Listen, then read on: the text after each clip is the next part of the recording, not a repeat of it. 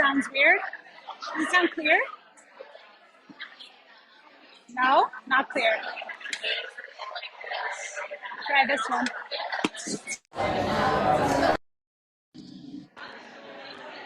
Does this one sound clear? Yeah, it sounds better. Good. It sounds good. Okay, good. Ashley, I got your message and I gave Edson your number. Thank you. Welcome. And I have a little message to type to you right now, so I'm gonna type it. Send okay. It. Send it. Thanks.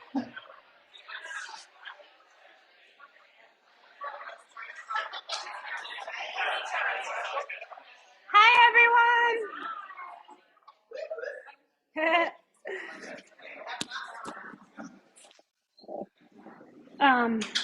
Zoomies. I'm just gonna take my AirPod out real quick so I can talk to everybody. Okay.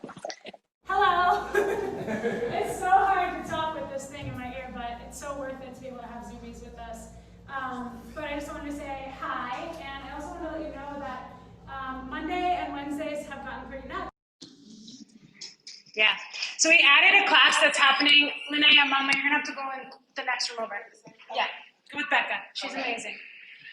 Speaking of, we added a class at the same time so that more people can take 6 p.m. power yoga. So that room's not heated, which I know is kind of a bummer, but oh shoot, hold on, this is doing weird things.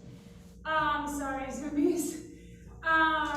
It's still power, so you'll still sweat. It's still a hard workout. It's still a hard practice. Becca's amazing. Becca's teaching on Mondays, and Emmy, who's your assistant in this class, is teaching the Wednesday one. So both of those start at 6:10. So if you ever signed up for this and then you're running late or whatever, don't freak out. You'll still be able to get in a class, just in the next room over.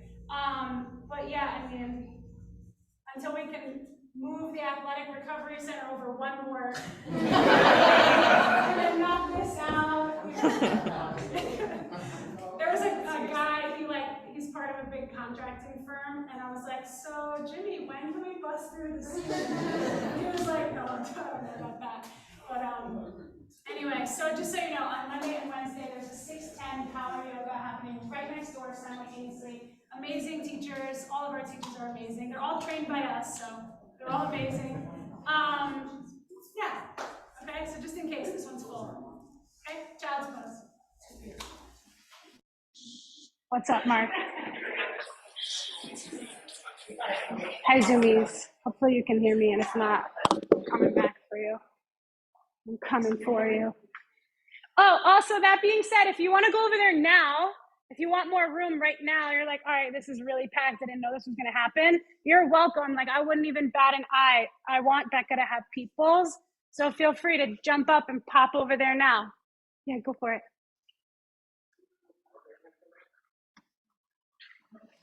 Maybe.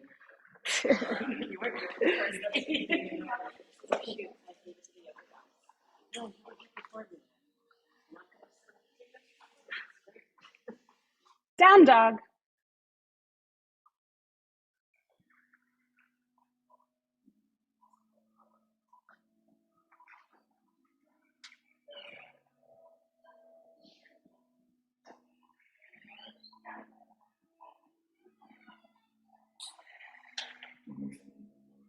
Shake your head out.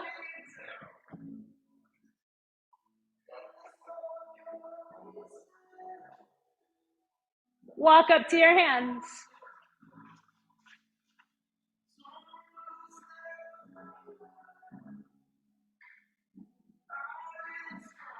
Roll up.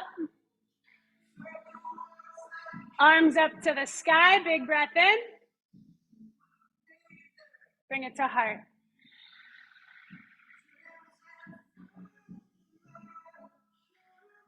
Let's get on the same wavelength with each other and with the universal vibration. They say if you could record the sound of space, it would sound like Om. Let's do it. Big breath in. Ah.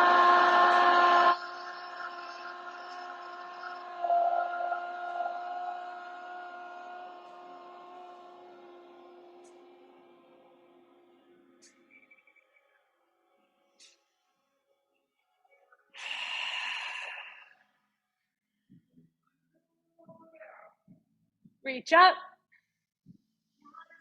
Dive down. Halfway lift. Plank.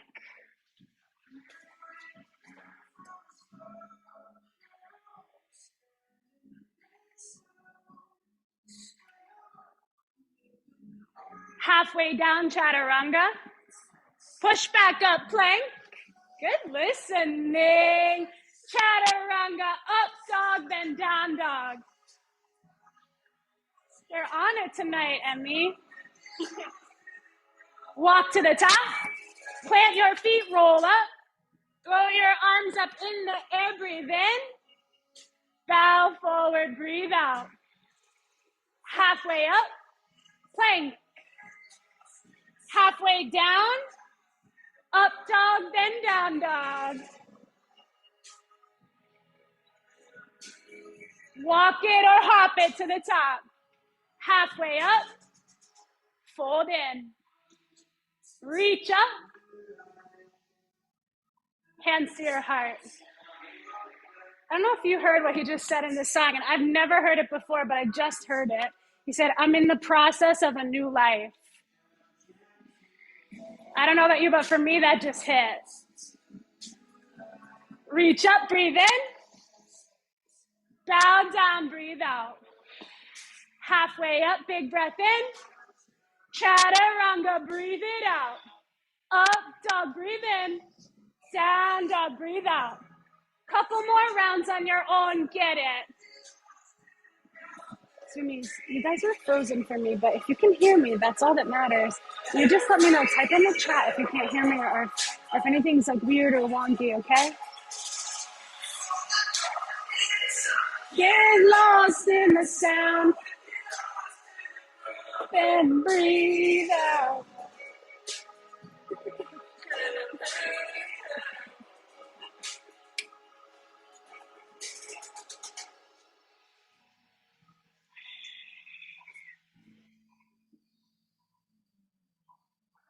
Add something like lunges. I think you all know what lunges are, even if you're new. Or squats. We call that thunderbolt pose, but it's just a squat.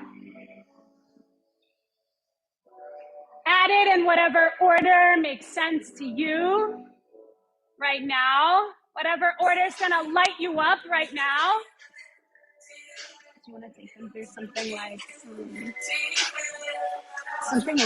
vitality? Like a little twisty, but not exactly that. Pick like 3 standing poses to link together. Like warriors, lunges, chair twists. Yeah, it's not always easy, but you got this. You'll keep trying. You'll keep going. Have an idea?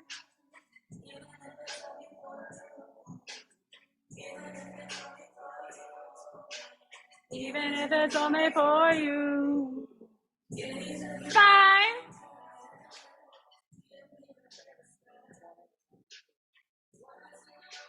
Yeah, but then you gotta spin them up on their back toes. You can say warrior 1, but then say now get up on your toes as you turn. You know what I mean?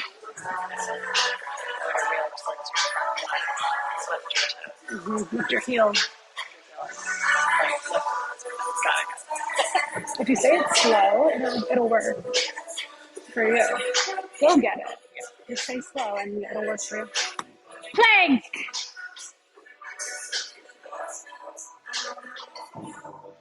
Take your knee and touch your triceps. That's the back of your upper arm.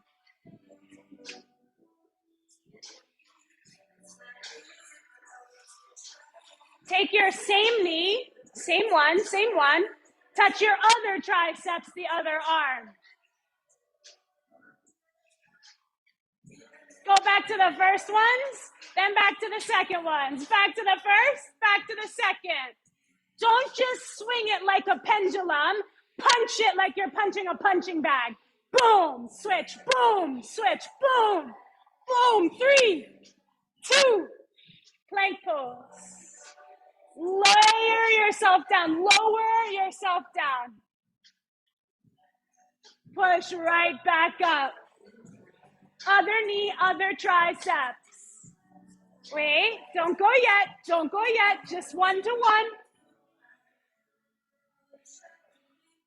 1. Okay, switch.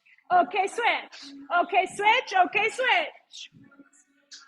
Yes, you took what I said to heart about the punching. That's good. 10, 9, 8, 7, 6, 5, 4, 3, 2. Lower yourself to the ground. Take a cheek. Tell your neighbor they're amazing. You're amazing, Zoomies. You're amazing, Lindsay. You're amazing, Melinda. You're amazing, Ashley. Even if it's only for you. Up dog.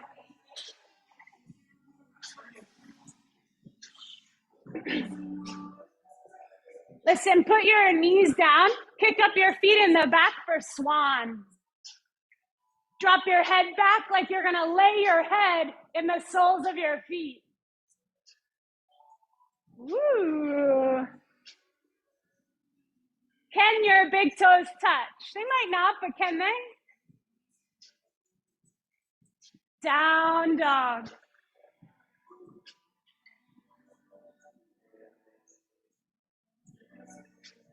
Bring your feet together, one leg up in the air. Listen, don't move your leg yet. In your brain, pick one side of your triceps, the right side or the left side. And then pick on the particular arm you picked, the inside, closer to your body, or the outside.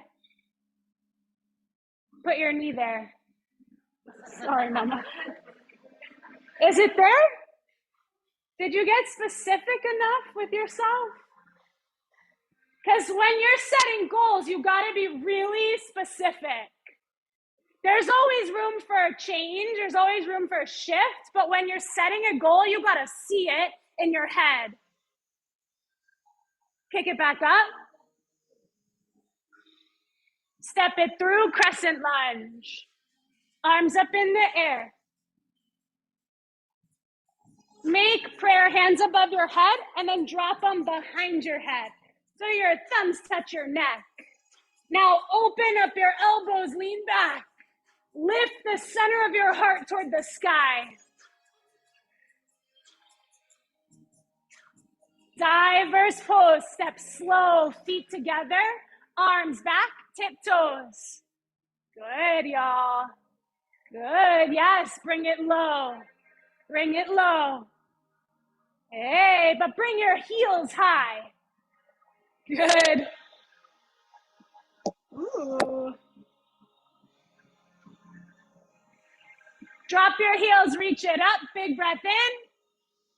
Forward fold, let it out. Half lift, plank. Side plank, pick a side.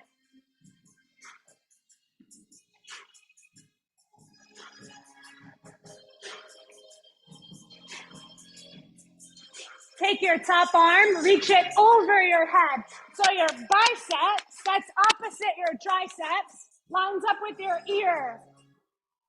Now pick your hips up, make an arc with your body. Like you're a bridge, you know? Bridges are never just straight across because structurally that's not as powerful actually as an arc. So make an arc. 3 push-ups, take your time, move slow. Down, then up. Down, then up with gusto. 3. Hell yes. Down dog when you're done. Other leg to the sky. Pause, don't get ahead. Listen. Okay. This is not, okay, this part is good because it's hard, because it's physical. Okay, power yoga make you sweat. But more importantly than that, This thing is about the goals you're creating in your life and the way you're showing up to make them happen. So, I mean it. Like, I really mean it. Picture in your mind's eye one of your triceps on the left arm or the right arm. And then pick the inside of it close to your body or the outside of it. See it so clearly in your head. And then put your knee there. Put your knee there. Yes. Hold your knee there. Yes. Yes. And you might just get the tiniest glimpse of touching your knee there to the goal, right? Because we don't always go like straight to the goal. Sometimes it takes a couple little taps, like, oh, there's the goal. Okay, oh, wait, I see it, but okay. And then one day you get it. 5, you got it. 4, 3, 2, kick it back up. You're amazing. Step it through and lunge. Rise up.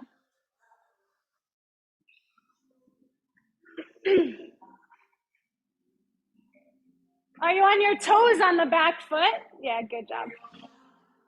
Yeah, good. Try to make it so your heel points back and your toes point forward. Hands behind your head. Lean back and lift yourself higher.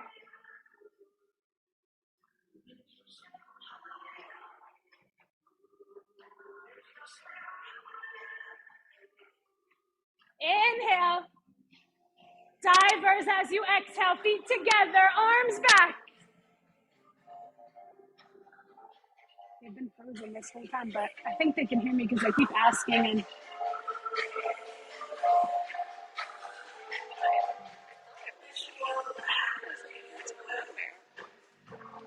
take your heels up higher. Imagine as your heels come up, your spirits come up too. Now heels down, arms up, rise even higher. Big breath in. Dive down, let it out. Halfway up, plank. Side plank, side 2.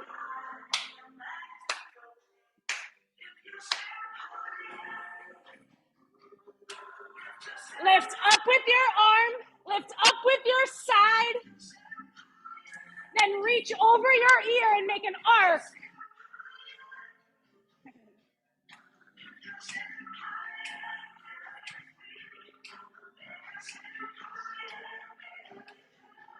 Three push-ups, get them. Or 6, double time, get them.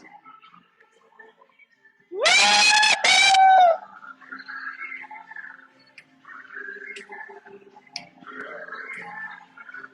Downward facing dog. Holy hats.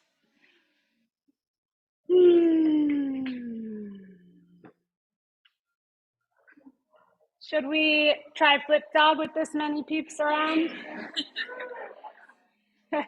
So listen, take both of your feet and scoot them off to the right edge of your mat. Then pick up your right foot. Now when you flip over, you're gonna land on your own mat. So go ahead. Yeah. Oh, good job. Good job. I know. Reed's in the kitchen killing it. Listen. Sit, boat pose. Face the back edge of your mat.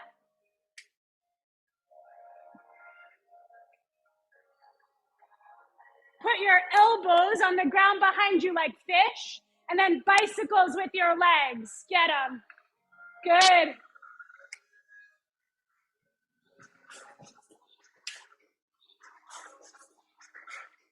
Sorry, Emmy.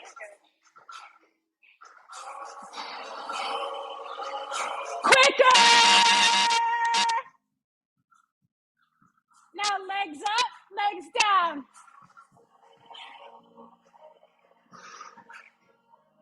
Now while you're doing that, think about which arm you were on for flip dog. I want you to be on the other arm when you come up. 5, 4, 3, 2,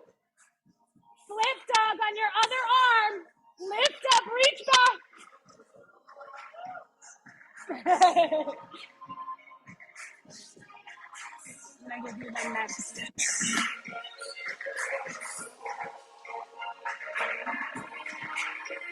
Down dog, come around. Woo-hoo! Where am I?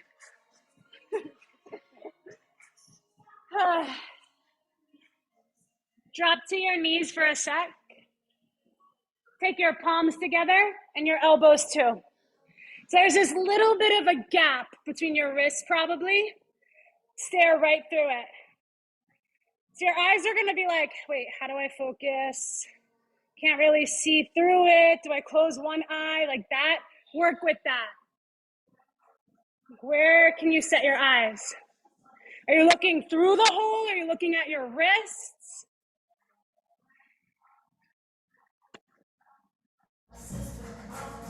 Train your focus.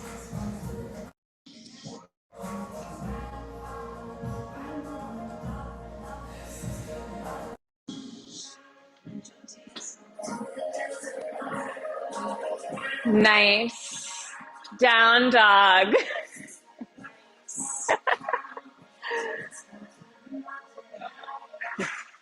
One foot forward, warrior one.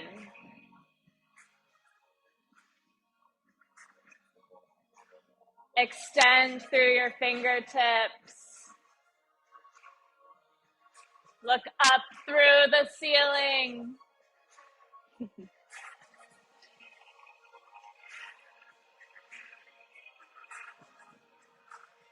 Twist towards your front leg water wheel. As you twist, lift your back heel off the floor.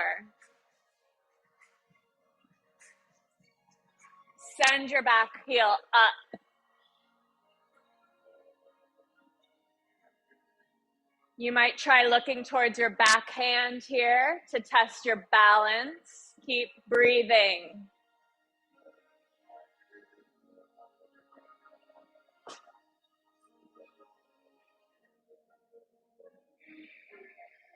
Come forward, warrior one. Chaturanga, up dog, down dog.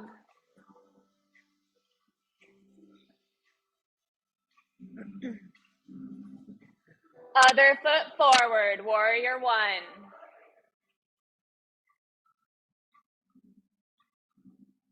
Deep breath here.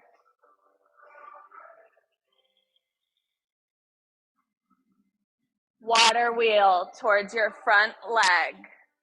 Remember to lift your heel here.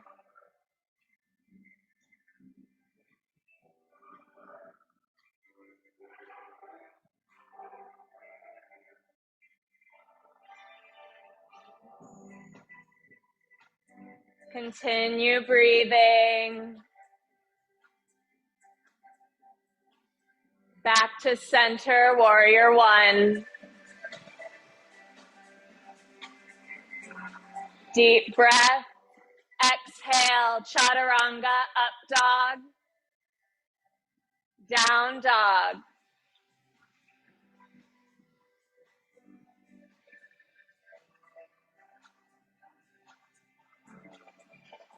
One foot forward, crescent lunge.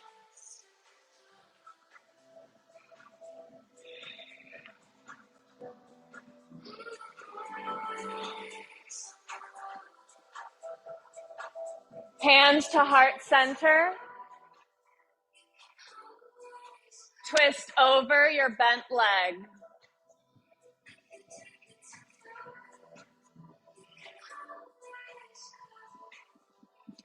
You can open through your chest here. Open your hand towards the ceiling. Practice your bind.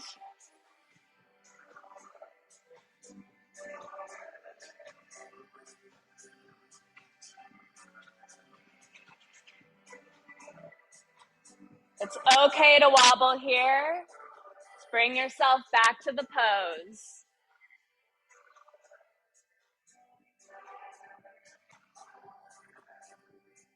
Release, crescent lunge.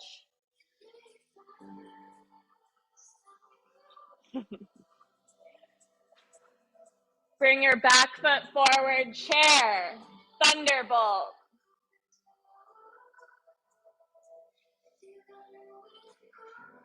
Other foot back, crescent, other side.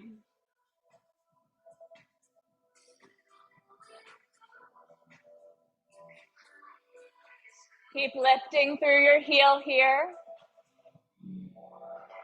Hands to heart center, twist over your bent front leg.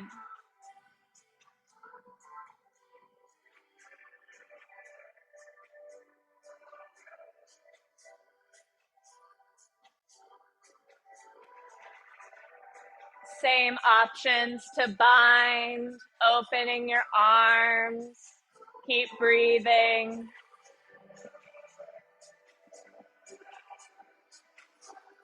Where should I land?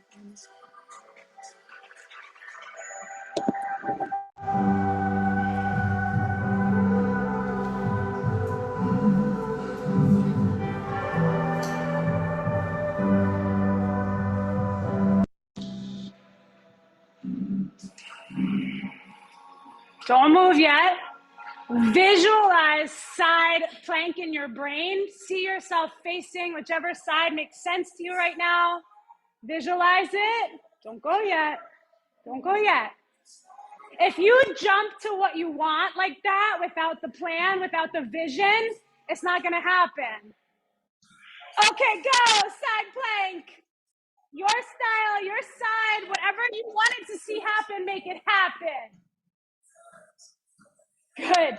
Root down through whatever's touching the floor. So in this case, your foot in your hand, maybe your knee too, and lift up like you mean it. Switch sides. Flip it around. Other hand down. Lift up. Make it happen.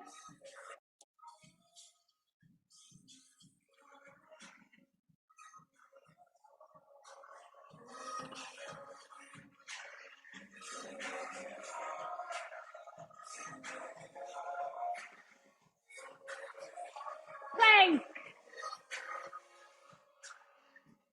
Okay. Take a quick break. Quick break. Let me show you some options. Katie, can I use your mat real quick? So, Emmy, can you make sure the Zoomies can see me? Some options for what you can play with next. All right, so last week, I think it was, we played with the flying margarita. Where is she? She's hiding. So you do lizard, put your foot outside your hand, and then snake your hand under, okay? Then you try picking up this foot. If you were doing the real margarita, you'd end up flying, okay? So you can play with that. Even just this is hard, okay? You can play with trying to pick up your foot this style too, but it always collapses. So you can try, but it's something to play with. Okay? You can play with more of the knee to tricep, or even try to jump it from there. Okay? You can play with forearm plank hold, or one arm out, or one leg up, or out. No, don't do this way. For that reason, don't do this way. Just forward and back. Okay. Go. Zoomies, could you see me? I think that's mine. I don't know. I know. They're like, no, we couldn't see you. Go. Give something a try. Could you see Zoomies? I hope. Give something a try.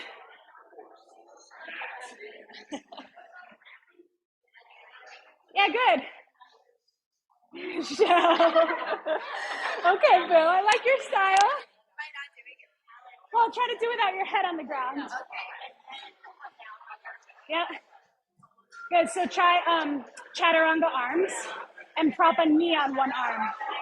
Yep. You're just dropping so low, that's all.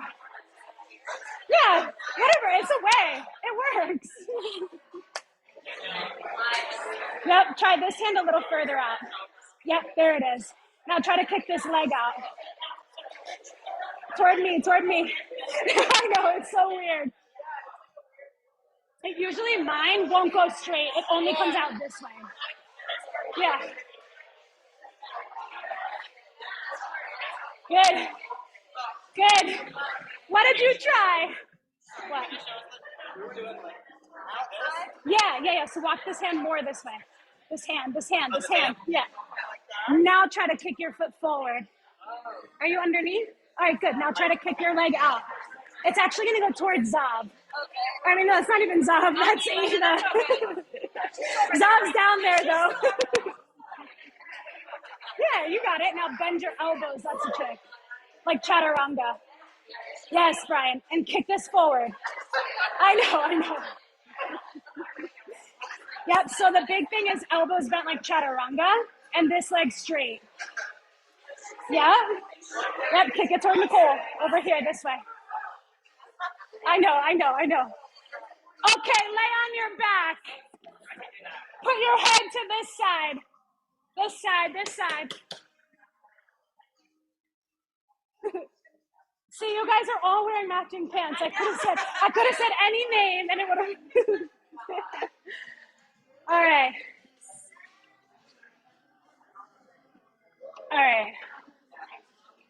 You guys okay? Zoomies, you good? Whoa. It's hot. It's hot. Anybody have a success they want to celebrate? Anyone fly a little bit? Get a little air? Who got some? Come on. We're going to have to try again if you don't have something you want to celebrate. You do, Erin? Woo! Good.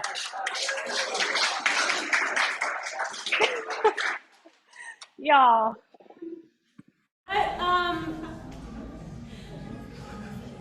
Okay. You just didn't like that one? Is that the thing? I liked it. Yeah. Oh, you do like it? I never done it. You like it now that you know that I might make you do it again. You're like, no, it was great. I was flying. It was great. All right, so let's do this. Let's do this. So you can play with those again. If you need some like tips or support or something, you can play with those again. And I can come help you. Emmy can try to help you too, but I kind of sprung this on her, so she's like, I don't really know exactly, but she can help a little bit. And honestly, I can help just a little bit anyway. Margarita's the flying margarita expert.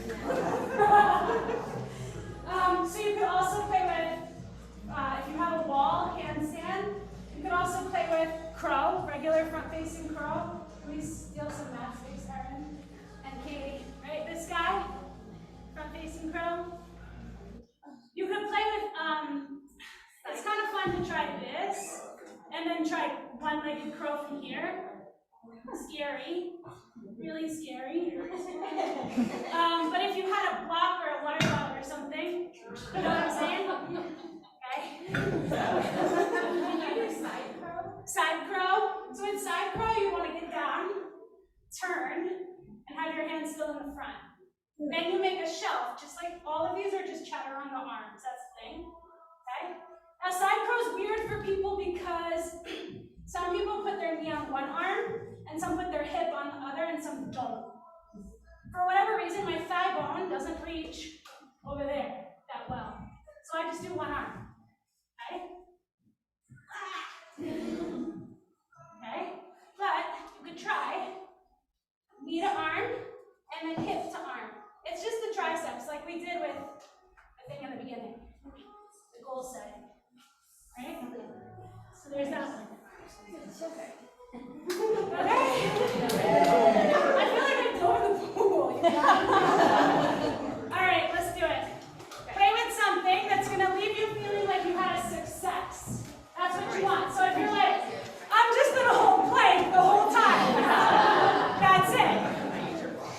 That's it. If you need a block, we got you. Just tell us. Bring it.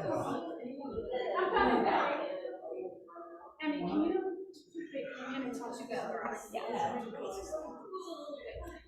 Hey, so at this point we are just having some fun with a few different options. You could go back to what we were just doing, the flying lizard, flying margarita, crow, side crow. You could do handstands. Anything that'll give you a feeling like you've accomplished success tonight.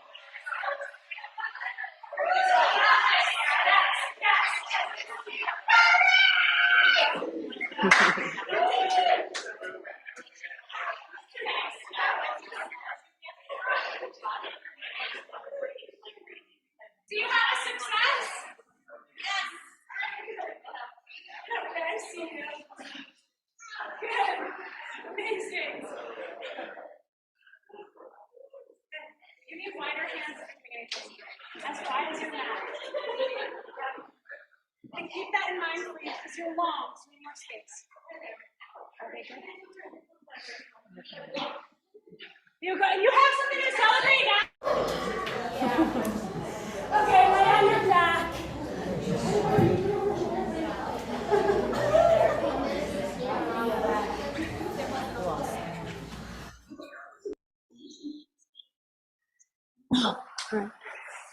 You good? All right, good. Let's see.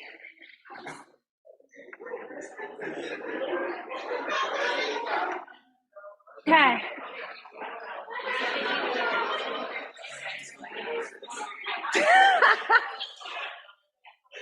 Lay on your back.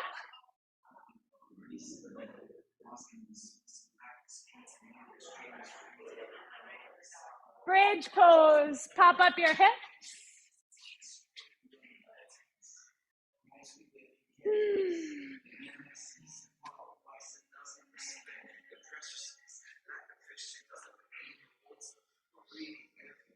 Bring your feet close together.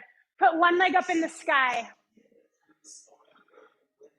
Do you know how hard what you're doing is right now? It is so hard. And there are so many people out there who are not able, and so many people who wouldn't even try, who are able, but they wouldn't even try. Or they wouldn't even know that there's a space for them to try. Could you imagine that? That's worth celebrating. Switch legs. Lift it up like you mean it and own it. Own it, Yogi, own it.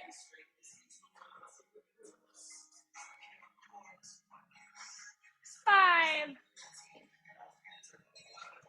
3, 2, 1. Bring it down.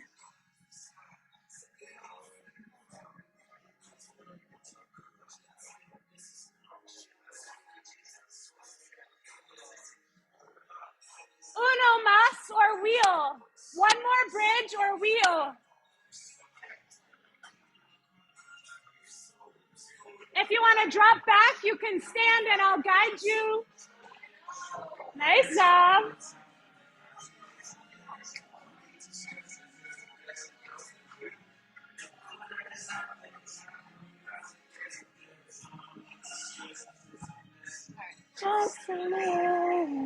Ready?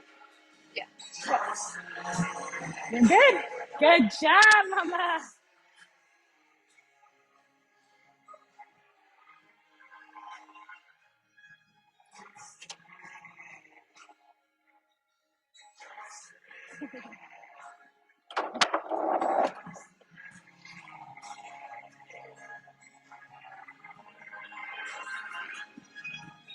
Butterfly. One hand on belly, one on heart.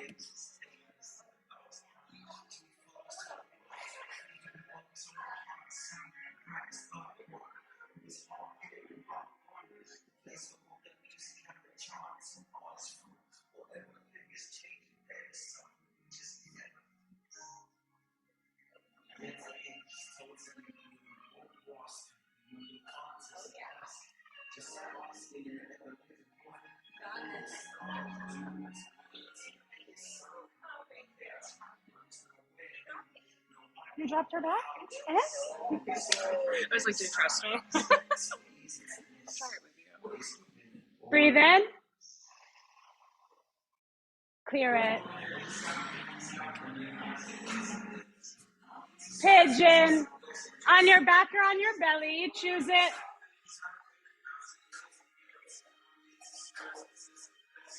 Just a little.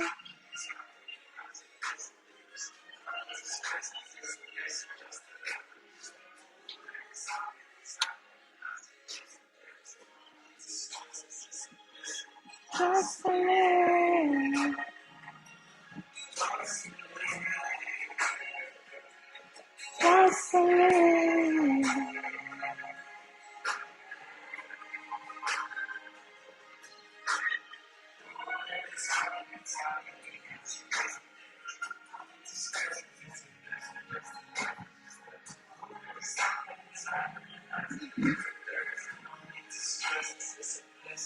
Just a little.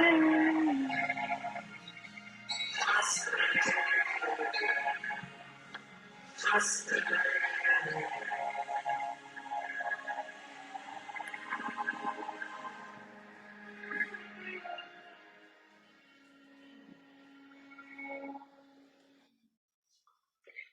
If you're on your back, you could play with, you keep the one leg crossed as is, and the other leg you stretch it up to the sky.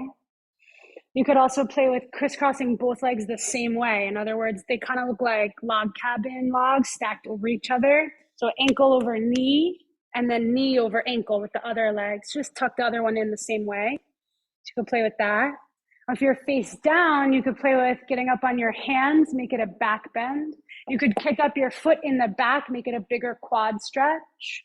You could grab your foot in the back. You could reach one arm up or two arms up.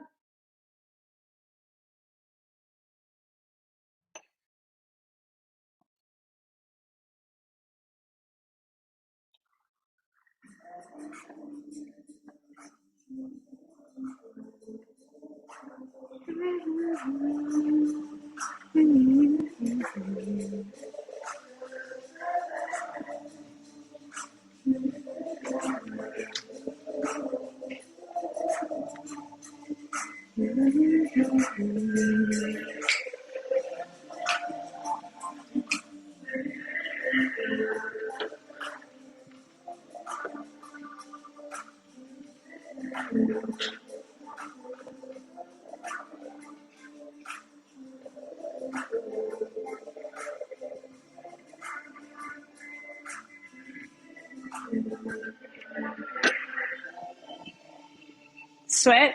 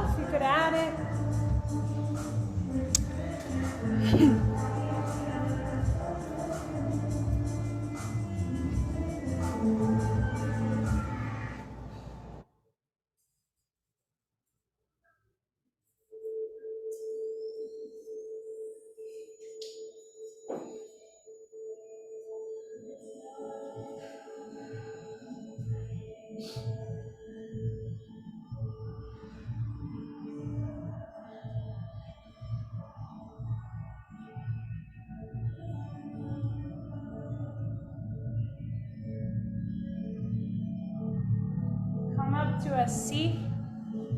Bring your towel with you, you're gonna need it.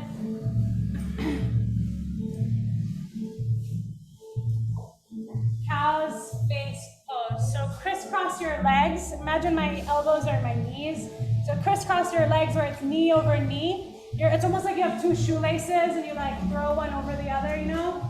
So that's your legs, crisscross them. So you're gonna have your feet sticking out to the sides, probably with the sole of your foot pointing back behind you. So knee over knee, knee over knee. I'll come around, we'll walk around too and make sure you know what's happening. Then take your towel, put it in one hand, make it long, like hold it from the corner. Bring the hand up to the sky, drop it behind your back. So remember how we did prayer hands, thumbs touch the back of your neck? Do that with your one hand. Reach around with the other hand, grab it from below. So now you're holding the towel.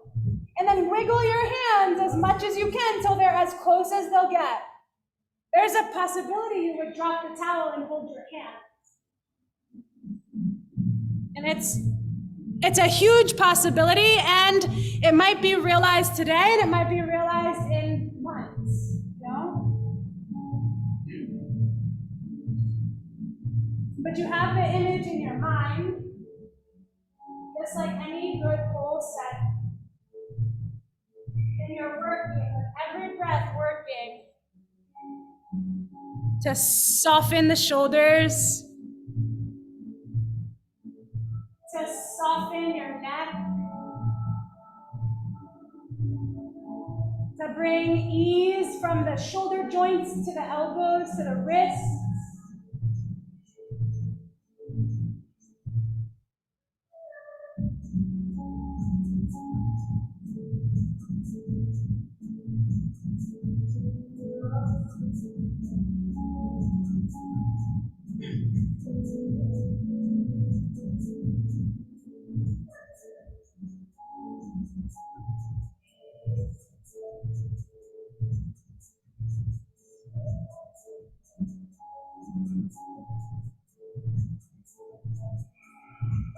Switch it all. Shake out the arms a little.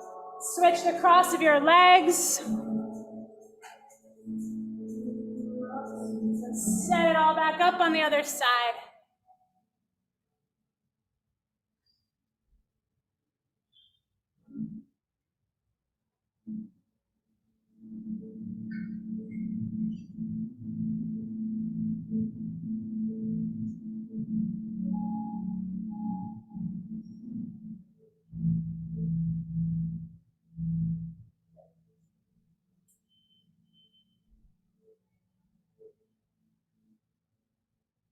This is Gomukhasana. Gomukha means cow's face. Gomu cow, mukha face.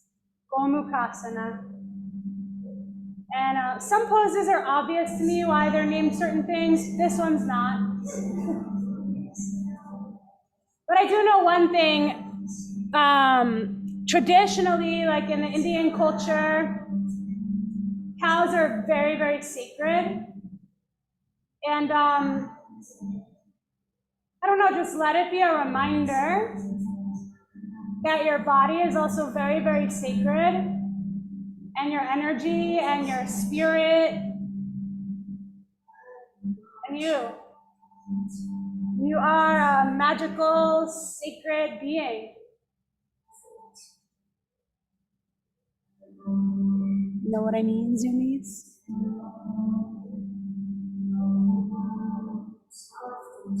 Breathe in big and out.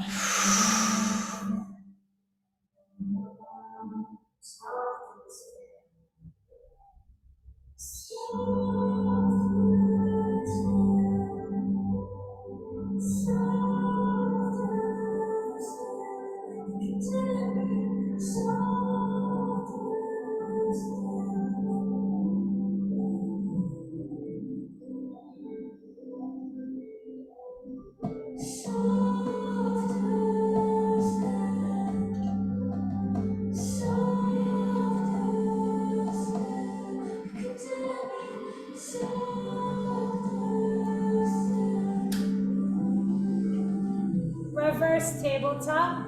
Hands on the ground behind you, feet on the ground in front. Pop your hips up.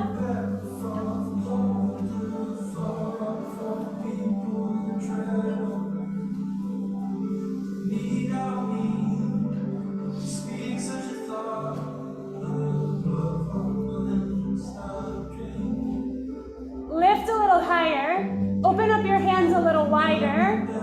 Don't do it yet, but visualize your bum landing right between your hands. Now sit all the way back between your hands and lay straight over your legs. Seated, straight legs, forward fold. Paschimottanasana, traditional name. Paschimottanasana. Intense stretch of the backside of your body.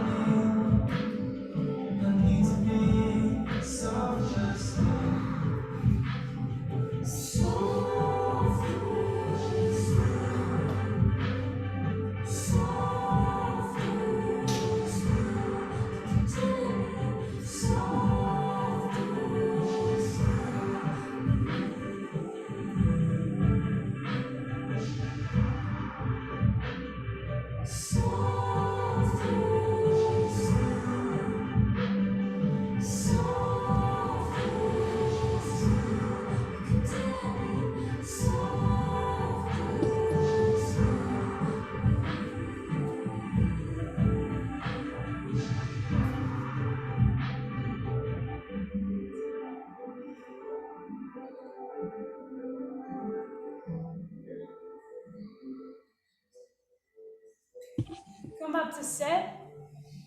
Bring one knee to your chest. You're gonna leave that one there. Put your foot on the floor. Then pick up your other leg straight out in front of you.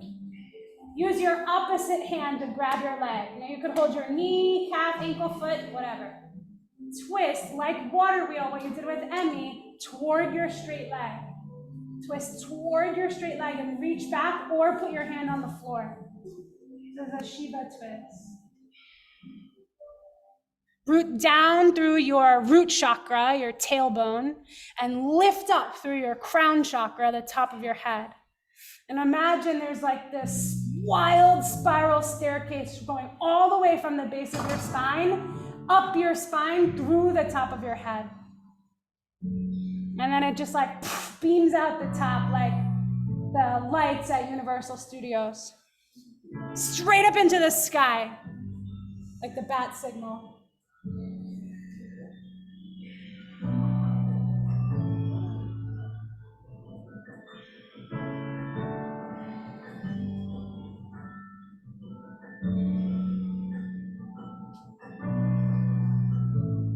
Now listen. The leg you're holding, keep twisting where you are. Don't change what you're doing with your spine and torso. Just the leg that you're holding, make it match the other leg. So you have two knees hugged into your chest. Try to hook your arm outside your leg if you can, like twisted chair, you know? Like twisted chair, arm outside leg. If it doesn't go outside your leg, who cares? Just hug your legs instead. Good. Hug or press and twist. And again, down through the root chakra and up through the crown chakra. Twist and breathe.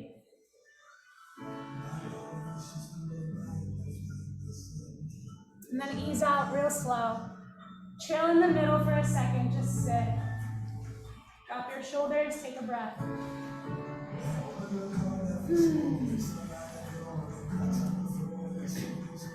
And start back at the Shiva twist first. So you're one foot on the ground, knee in your chest, straight leg, pick it up, opposite hand grab and twist, like water wheel. Perfect, you guys. Yep.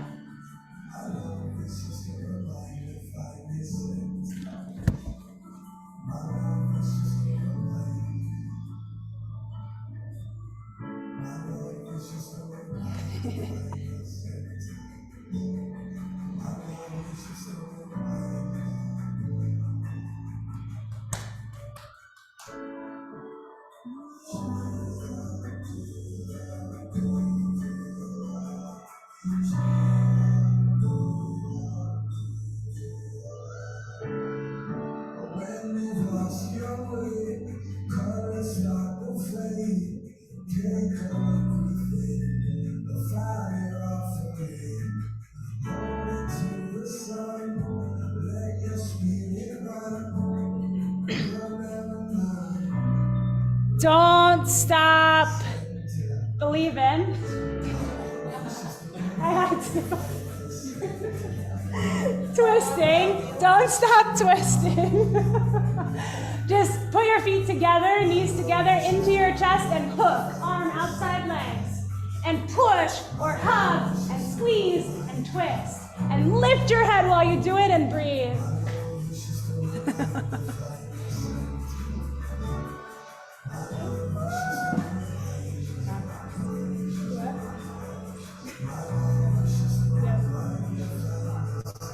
That'd be funny.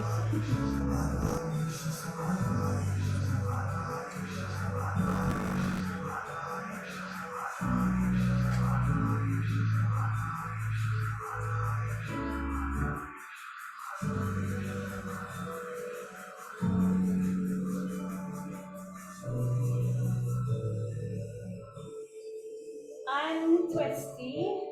Sit neutral for a sec.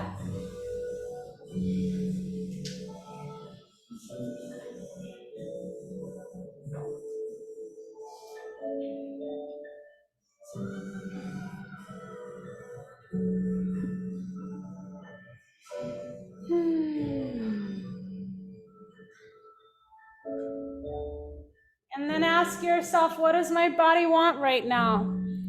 I think I would want to go to waterfall, just lay on my back and kick my legs up. But I'm not you, and you're not me. So see, what does your body need right this moment? Do that.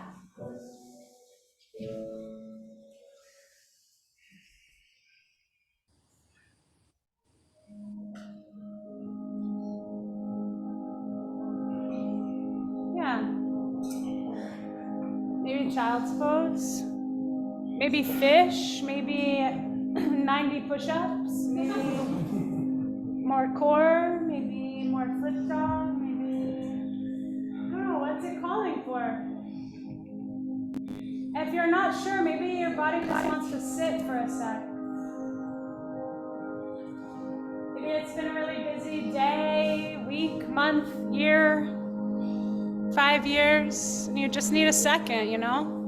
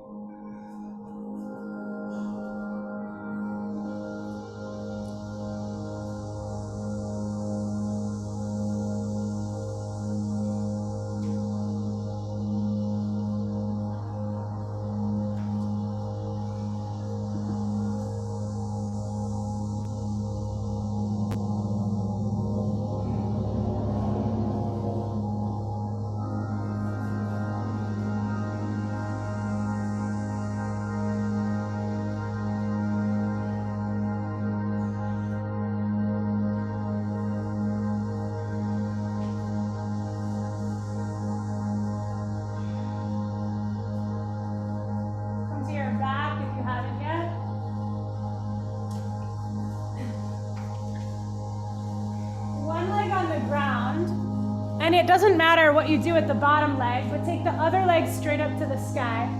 And then hold it wherever you can reach, like your knee or your ankle, and pull it toward you. Almost like you're doing a split kind of thing in midair.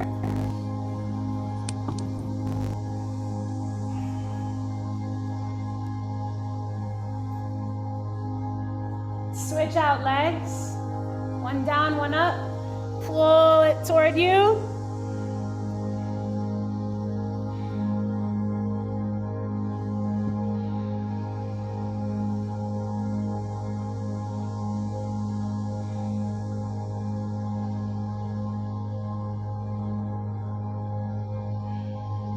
Both legs down. Any shape you want to make. And make a frame around your head with both arms. So arms on the floor and just like frame around your head. Just give yourself a halo. Tilt your head back a little. And don't fight with yourself over it, but see if you could create some kind of situation where it feels like your spine is like coming up off the floor. So like wiggle your shoulder blades together a little and then like push into your bum and maybe into your shoulders, and just see almost like a bridge pose kind of thing. And then ease out of it. Drop your arms by your sides. Big breath in. Hold it. More if you can. And let it go. Shavasana.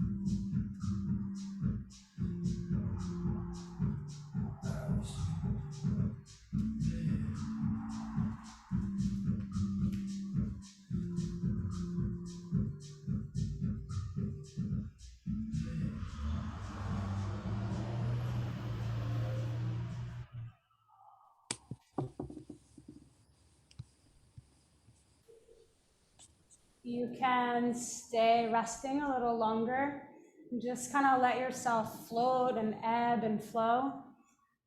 Or you can sit for meditation where you'll want to pick one thing to focus on. Either stay and rest, just let yourself just be like you're bobbing along in the waves, or sit and actively make a choice to put your attention on one thing. It could be a word, a color, your hands, your breath. Rest or meditate.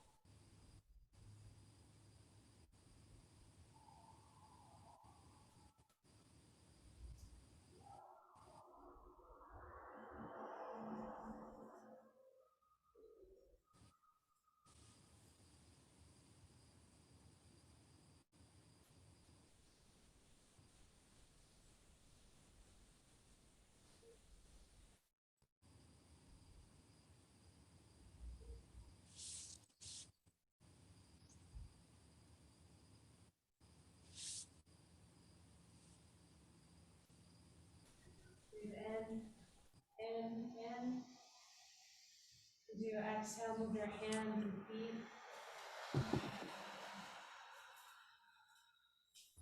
Make your way to a seat.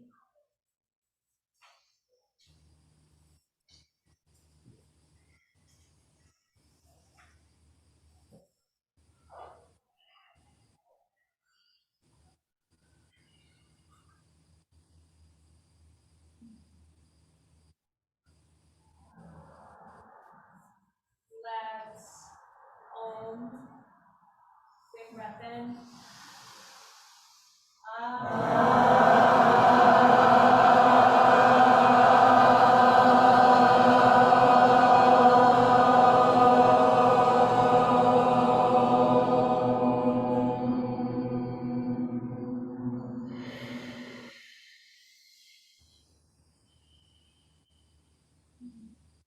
We honor ourselves, each other, and the practice, recognizing all of it is sacred. Together we say, Namaste. Namaste.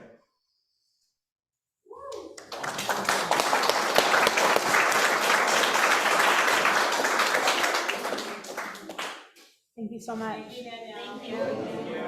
Welcome.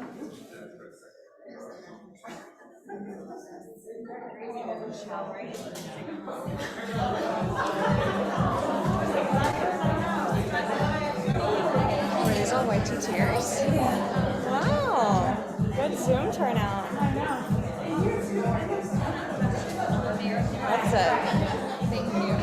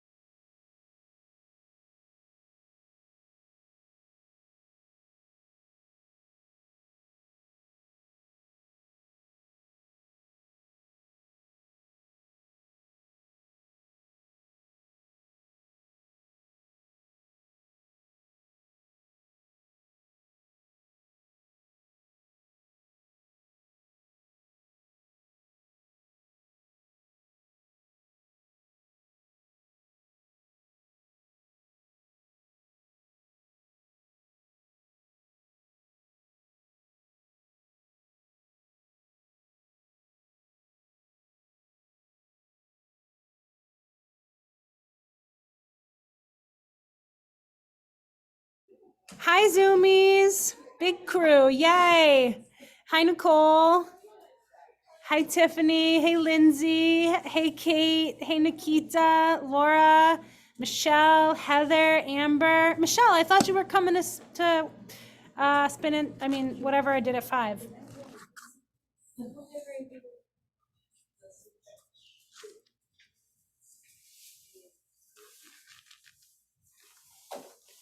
You needed yin today. Sweet. Okay, well, good.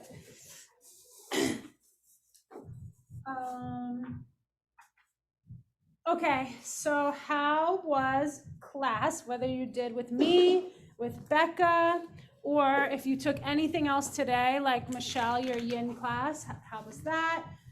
If you didn't take any class today, it's okay. Talk to me about a class you recently took. Let's hear some things. Any new words you learned, any cues you loved, anything that didn't land or didn't make sense?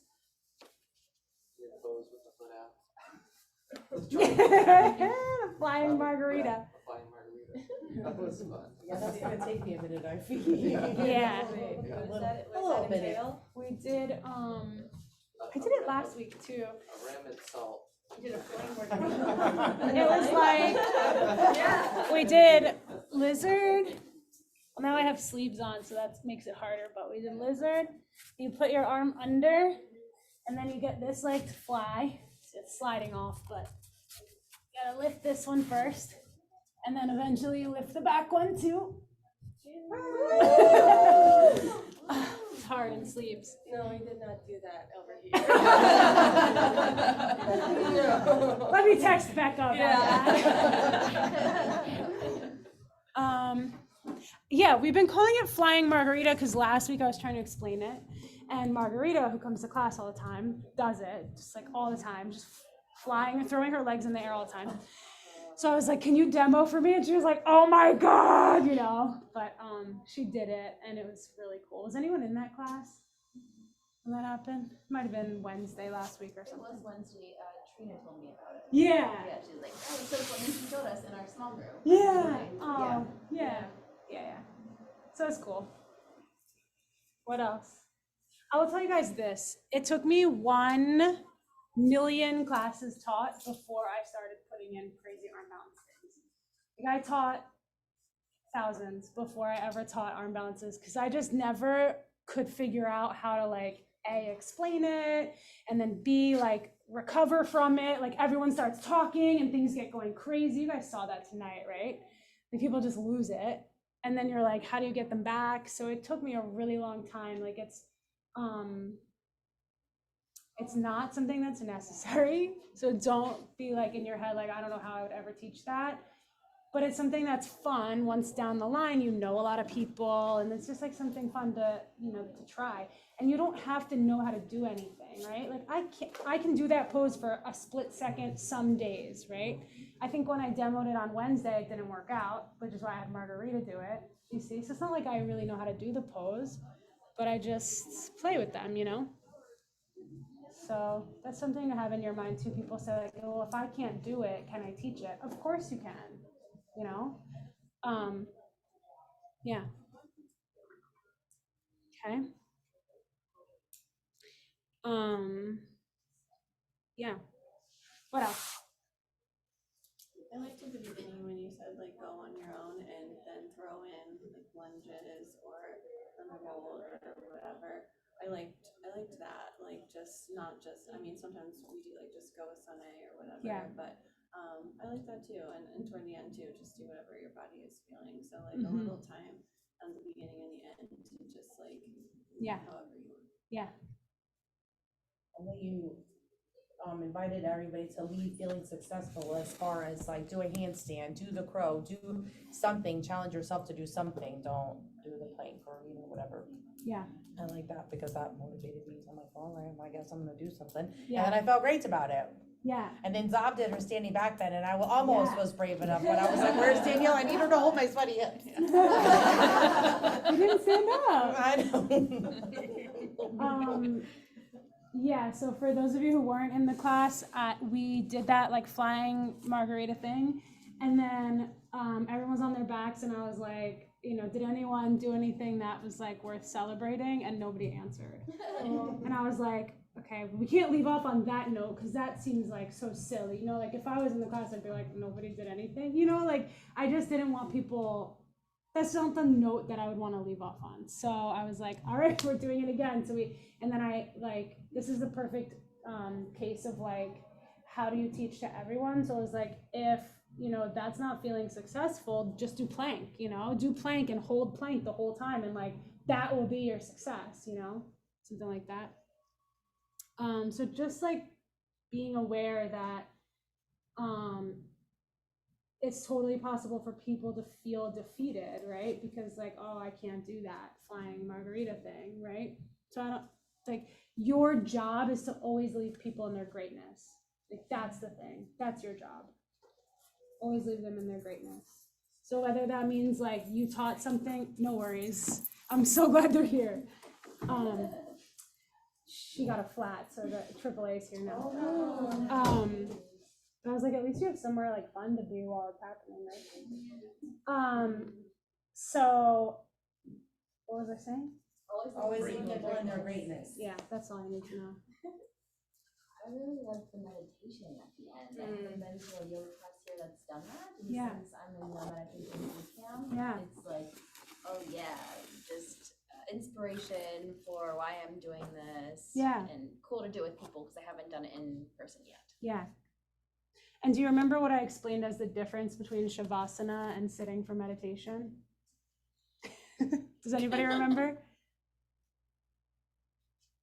Sitting for meditation, you think of one word, one color, Yeah. one feeling, and you just focus on that focus rather than just bobbing in Yes. Shavasana. Yes, exactly. So if you're laying in Shavasana, you're resting. That's rest. Okay. So you don't need to be like working your brain to do something. But if you want to meditate, kind of like how we talked about the 8 limbs of yoga, and there's those different layers of meditation. Remember that? If you want to meditate, you've got to start with focusing. So when you sit up, you're in a different state and way of being than when you're staying in Shavasana. So when I offer people to sit to meditate, I will always explain that because I don't want people just thinking like, what's the point of either? You know, I want them to know like either rest or practice focusing, practice meditating. Right? Oh, so what was the other option again? It was to rest, but it wasn't Shavasana yet. Was it? Yeah. I remember you specifically said Shavasana after. Well, we did like do what you need to do Yeah. after the twist. Just do what you need to do. And then did we meditate before Shavasana? I don't remember. I don't think so. I think we just. Yeah. Do what you need to do, no, and then- yeah, and then yeah, do what you need to and then do, and then Shavasana. yeah, Shavasana. And then stay or meditate. Stay and rest or meditate. I really like that spine whip thing. I think it was right before the Ooh, Shavasana. yeah. That was like, and then I mean, there were vertebrae that I've been trying to get for a minute, and like I was like, oh my god! As soon as it happened, it was a All that great back release. stuff tonight was great. The back stuff Yeah. and the twist, I was like, ooh. Those twists were Especially after the nice. strength, I was like, oh, I needed it. I Yeah. needed it. Yeah. That was good stuff. Yeah. So thank you for that tonight. Yeah. It was, do you guys want to feel what she's talking about? I know some of you were in class, Oh. but. Okay, everybody lay on your back. Yeah. Zoomies, lay on your back. They're like, but I'm on the couch. Oh, there's a lot of them. A lot, yeah. Hey guys, good to see you all. Glad you could come. So stretch your leggies out and then do like arms around your head in a frame type of way. Just like drop your arms around your head so they just rest there. And then, how did I explain it, Jess? Yeah, like, so imagine that you're gonna pick your whole spine up off the floor from where you are. So like wiggle your shoulder blades underneath and then like push into your bum and push into your shoulders and like lift your spine off the floor. Did you say Like a arch? spine bridge is I think what you said, yeah. Yeah, that. Like lift it, like almost like you're doing bridge. Does that feel good? Yeah. Interesting? Something different? Good. Yeah, that's what it was.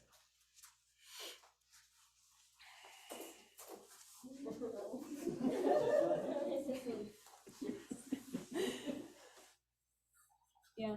How about from Becca's class? Let's hear some good things. She kind of started off the class very, she was like very open. She was just like, Becca, this is my first time. Like very like, and like not even like, just like she was confident about it and like open. Yeah. So it wasn't like, oh, this is my first time. Like she was like let's just go. Yeah. Like this is day one. Yeah. And she was, That's she was good. doing this stuff too, and so she was like, if you fall out of it, it's fine. She was falling out of some stuff. Yeah. So it was very like reassuring. That's good. Yeah. Yeah, it was her first like solo flight. Yeah. Yeah, scary. Have you guys ever heard of what do they call it in like self-development? Has anyone ever done Landmark Forum? No? Zoomies, have you ever done Landmark? Anyone? Okay. Well, it's like a self-development thing. You go for like 4 days or whatever, but there's something I have like a name for it, but the gist is like you come out from hiding. So like when you stand in front of an audience or your students in our case, like Becca, if you don't admit like this is my first class ever, then you're hiding it, and the energy that you spend on hiding it actually takes away from the whole thing, your connection with people. Like if you're trying so hard not to let them know that it's your first time and you're nervous, like it's actually so incredible and so enlightening and so amazing to just be like, it's my first class and I'm nervous as shit, and then just do it, you know, versus like the whole time you're trying to make them not think that you're nervous, you're trying to hide like your sweaty palms, and you're putting so much effort and energy into hiding your little secret that you're nervous, that you end up actually putting a wall between you and them, versus like everyone can relate with being nervous at some point in life, right? And then there's almost like a shared compassion, because then they're like, aw, you know, I'm not saying she said she was nervous. She probably didn't say that. No. She doesn't really get. She doesn't didn't have seem that it really. at all either. Yeah, but I just mean like in general. It was let's like, say fun fact, it's my first class. Okay. Yeah, Like, yeah. Alright, we're gonna do this. Yeah, exactly. Yeah. But let's just for like example's sake. But do you guys get what I'm saying? So there's like a cool technique that like TED talkers and stuff will do when they get on stage, to just kind of like admit admit what they're hiding, get it out, like almost like getting the elephant out of the room type of thing. That's cool. Question on that. Yeah. So there's like a probably complete difference between like, oh, it's my first class, butterflies and nerves behind that, but then like, oh, I'm nervous, like I'm late or something like embarrassing. So what do you like recommend to discern between like what you would share? Yeah, I know, like what's oversharing, right? Yeah, exactly. I don't know. I don't know if there's like a black and white answer for that, but even like last Monday when I came in late, you know, like I could have just come in and not even said anything, and then it would have been like this kind of weird thing, because everyone's wondering like, why is she late? She didn't even mention it, you know, stuff like that. Instead I was just like, woo, like crazy time, you know, I don't know, crazy day or whatever, but yeah, there's probably some things that are oversharing, but I don't know if there's like a black and white to it. And then I guess it depends on your audience too. You know, like with yoga, like, okay, another one of our like teaching tenets would be like to connect authentically with your students, right? So a little different than if you arrived for like an academic presentation and like you're like, I hit something on my way here. You know, and you're just like going on about that. But you know what I mean? Okay. That's a good thing to think about. Like, what is like a little too much? Yeah. But what's the setting too? You know. Cool. Any nuggets from any other classes that aren't tonight's 6 p.m.s? Like the yin or anything, Michelle? If you want to type in the chat too, you can. Zoomies. I took a yin last week of Melissa's, and she said something that like like that, like, I don't know, I just thought it was just like mic drop, like Yeah, amazing. let's hear it. That she said that child's pose is a pose of grace. Mm. And then I had to like, all right, grace, like I know what it means, but like like I looked it up. And so like as a noun, it means simple elegance, refinement of movement. Mm. And then as a verb, it's to do honor or credit, like someone or something by one's presence. And I was just like, that was really great. yeah, and especially like, at least for me that week, that was my first thing back. I had like a sinus infection, so like I wasn't really feeling good and stuff like that. And then like going to Yin, and she's just like, you know, just go into child's pose, and it was just like, oh, okay, like this is like okay. It's okay to just take that moment. You know? I don't know. Yeah, that's awesome. that's been with me since last week. That's great. Love it. Any other things? Zoomies, let's hear someone's voice from the computer. Oh, here we go. Michelle said the Yin was good. It was Amanda's second class. Oh, so you came to 4:30. Okay. She did some things I've never done, like deer pose, and she let us hold the poses really long. It felt like she was really present and taking care of us with all the sandbags and stuff. Awesome. Good. Good, good. What else? Other classes besides tonight?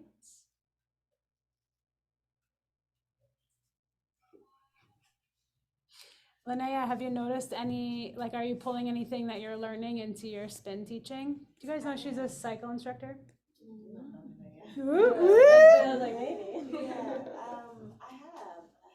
I've used it, especially, so we have a point just in our class, because it's different energy, right? So this is like a little bit more like you take your time, you're flowing into it. Spin is really hard, but we have one point in the class where it's called our meditation time.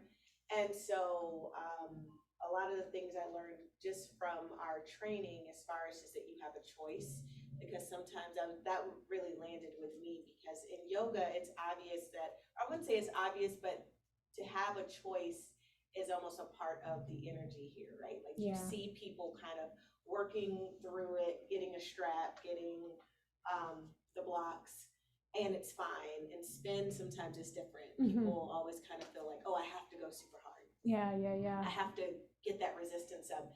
And so I try to teach so that people have options, but it was great just to even say just that language, like the choice is yours. You have that choice and the ease into it, and it's okay.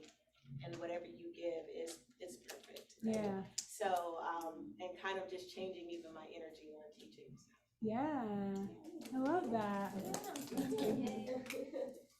Awesome. Cool. Oh, let's see. Ooh, Lindsay. I did Zachariah's 8 a.m. class in Winter Garden on Saturday. Awesome. It was a good wake up. He really pushed us and woke us up. Good. He also teaches 12 o'clock at this studio if anyone wants to take that sometime on Sunday.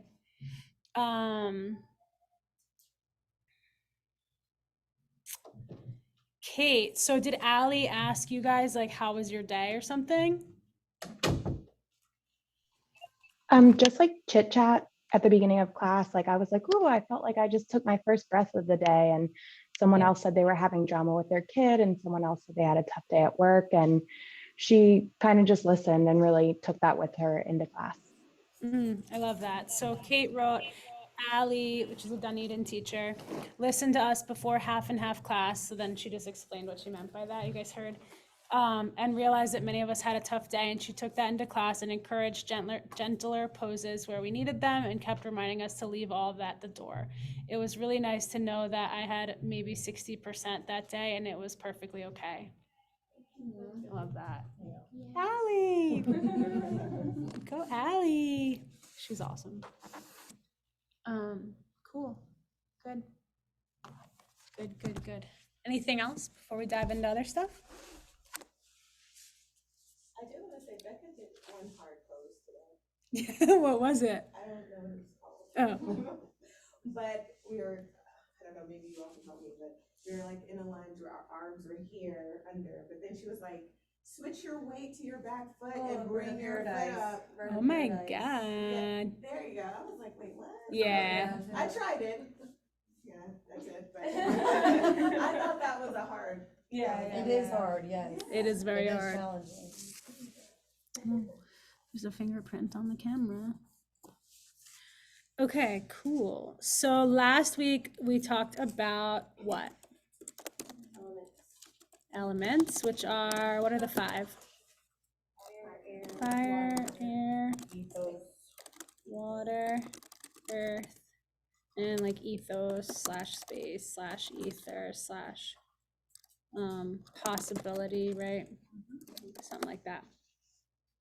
Good. And then we also talked about chakras. And what do we talk about the chakras?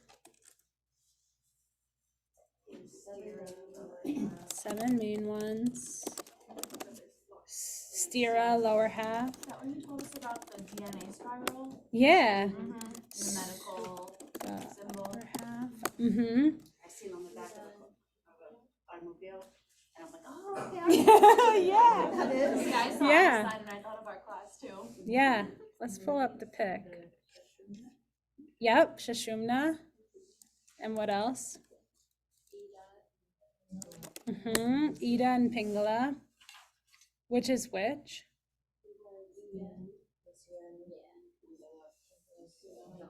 Yep.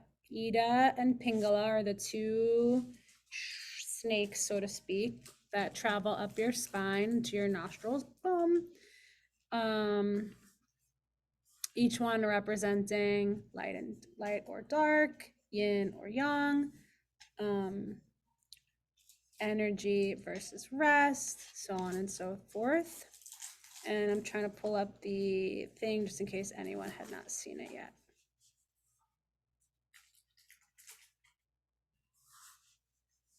Okay, hold on, Zoomies. I'm going to share my screen.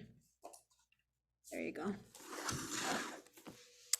Okay, just in case any of you weren't here and didn't get to see it.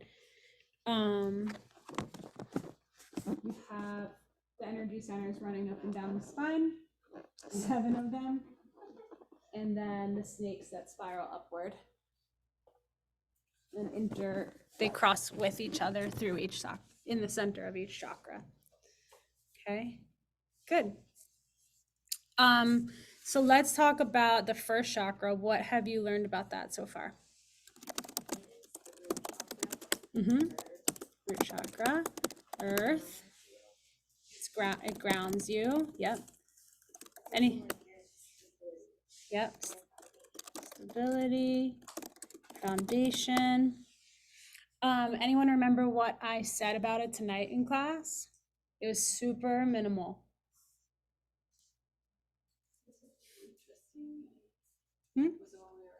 Yeah. Yeah. Anybody remember what it was? Hold you down. I super simple just said like root down through your root chakra, your tailbone.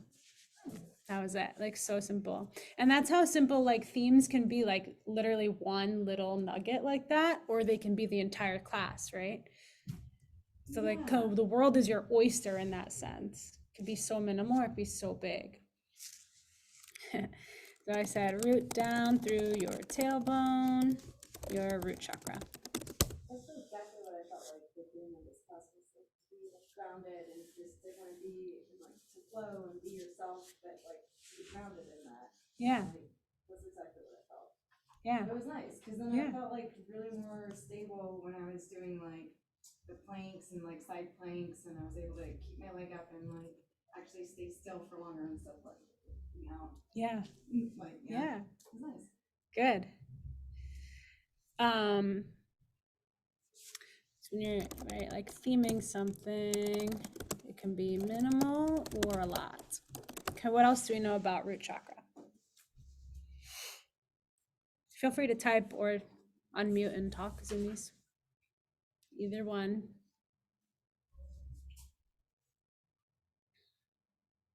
Do we know the Sanskrit name yet? Ooh. Okay. Mula Dara. Mula, M-U-L-A.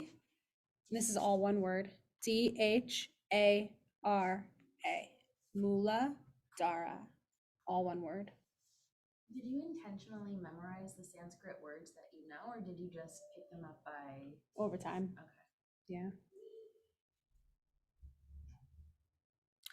So the word mula means root.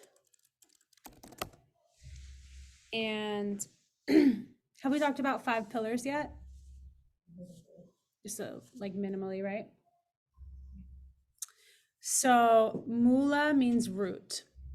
So you see this word mula also in Mula Bandha, which is part of the 5 pillars that we'll get to, not today, but just saying it out loud so you realize that there's a bunch of different things where you're working with this idea of the root, right? Mula, M-U-L-A in Sanskrit. So in case of the root chakra, Muladhara, now when Muladhara is out of whack, so here's the thing with chakras, you can, if something's out of whack, that can mean it's too excessive, or what's the opposite of excessive? Not enough. Not enough. Exactly. Like you can have too much of it or too little. So when you're saying like someone's Muladhara, let's say, their root chakra is out of balance, it can be out of balance in 2 different directions, right? So if the root chakra, as we said, it's like all about stability and grounding and stuff like that. And then it's also about security, like stability energetically and physically, both. So security. If it's out of whack, let's say you have too little, think about what do you think it would look like if you had not enough grounding, stability, rooting, security? What would it look like? How would it manifest? Lose your balance easier. Yep, anxious, balance issues. Something all kind of like all over the place, insecure.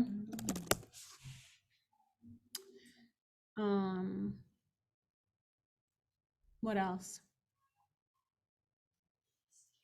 Scared, right? Nervous, stressed, angry. Yeah, all these things. Like maybe like unable to get a handle on your emotions. They're kind of just like, like all over the place emotionally too. So it can be all over the place, can mean like, like unable to stick with a schedule or like that, but then it could also mean like emotionally, right? Disheveled, exactly. Trauma dumping. Say more about that, Michelle. Yeah, disheveled, that's a good word. What'd you say? Say more about what you mean by trauma dumping. When somebody kind of doesn't deal with their issues and then they just go to whoever will listen or whoever's there to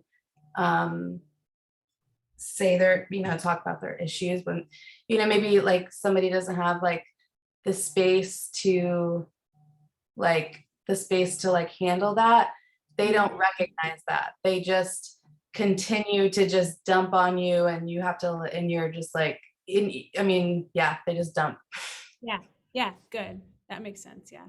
If you're not like grounded and rooted in yourself and feeling like secure about managing whatever you're dealing with, then, you might not share it at all, or you might dump it, right? Like in places where there's no space for the dumping, Like what we talked about at the beginning, like oversharing. Yeah, the like difference. right, like oversharing, stuff like that.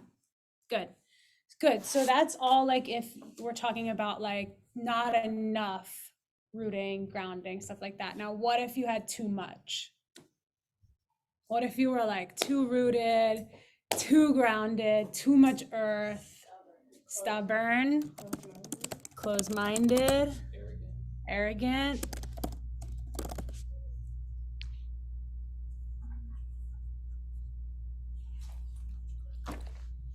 stuck, right? Like immovable, like if someone's like stuck / immovable, like doesn't want to change, right? Or doesn't deal with change well.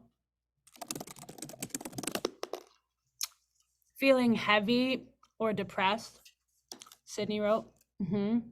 Totally.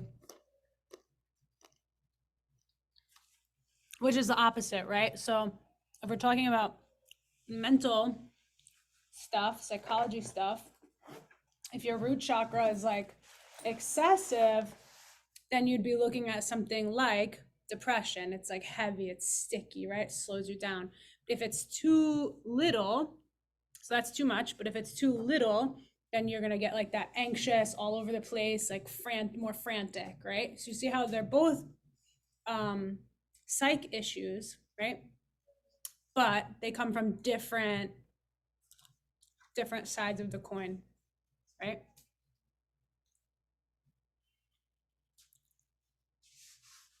Okay.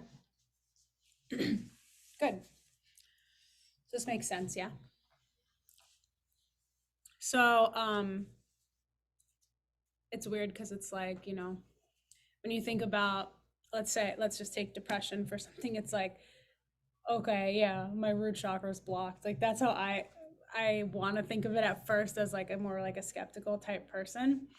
But what's really interesting is like the root chakra deals with their energy centers, right?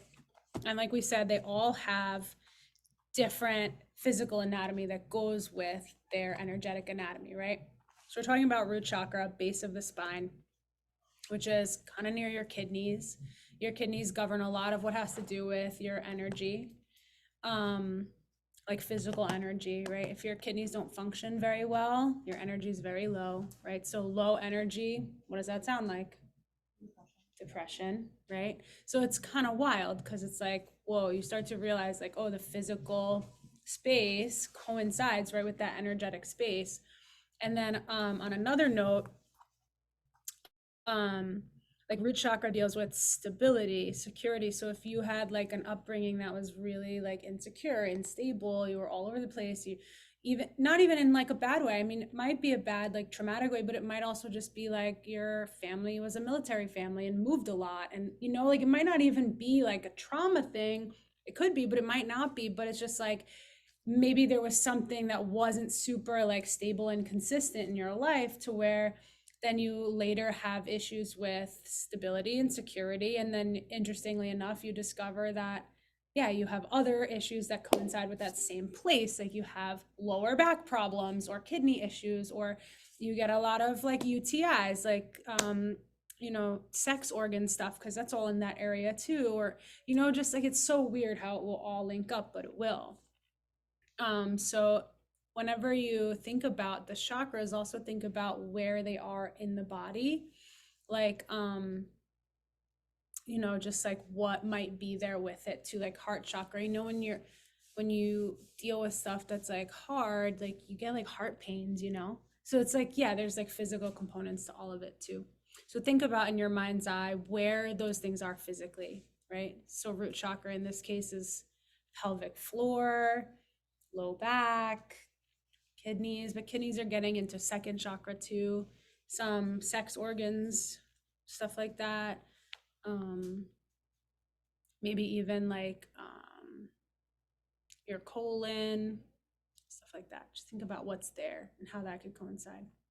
I have a couple questions. So the first one is, does like the classification, for example, depression linked with not enough root chakra, does that apply to everyone who has depression? Like they're all their root chakras No. are okay. Yeah. So that was my first one.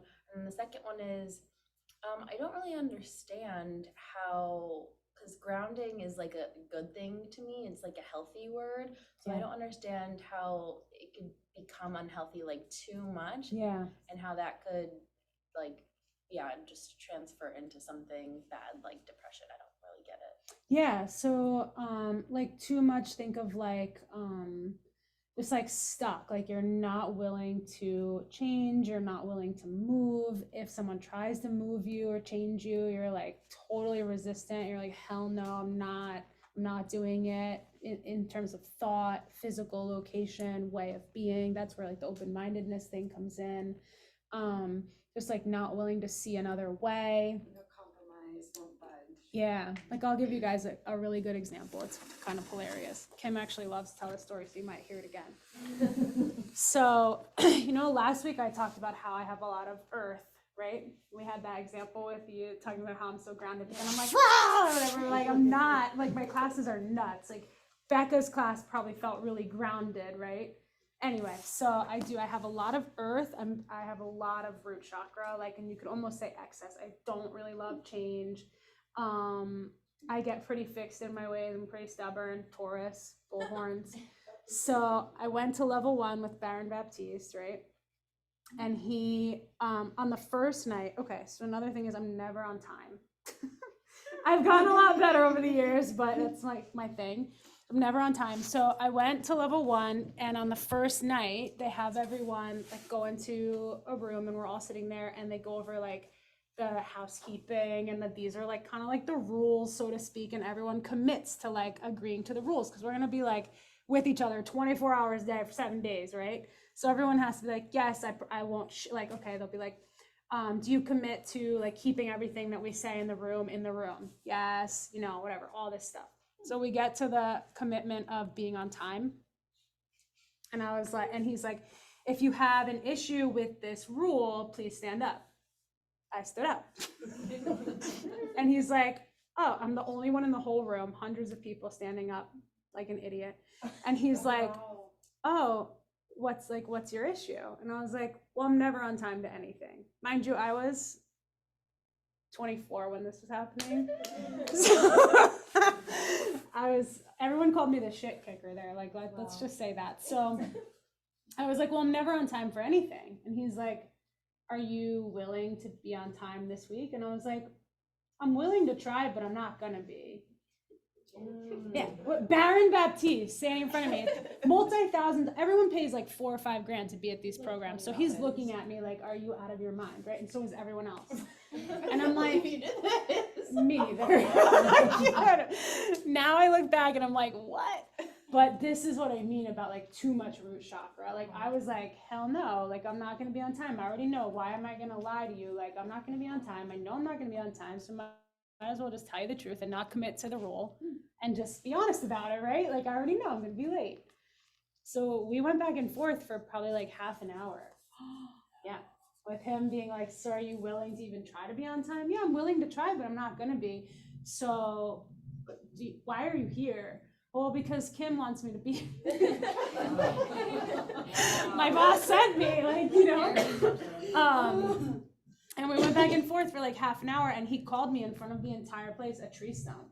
He's like, I forget exactly how he phrased it, but he called me a tree stump.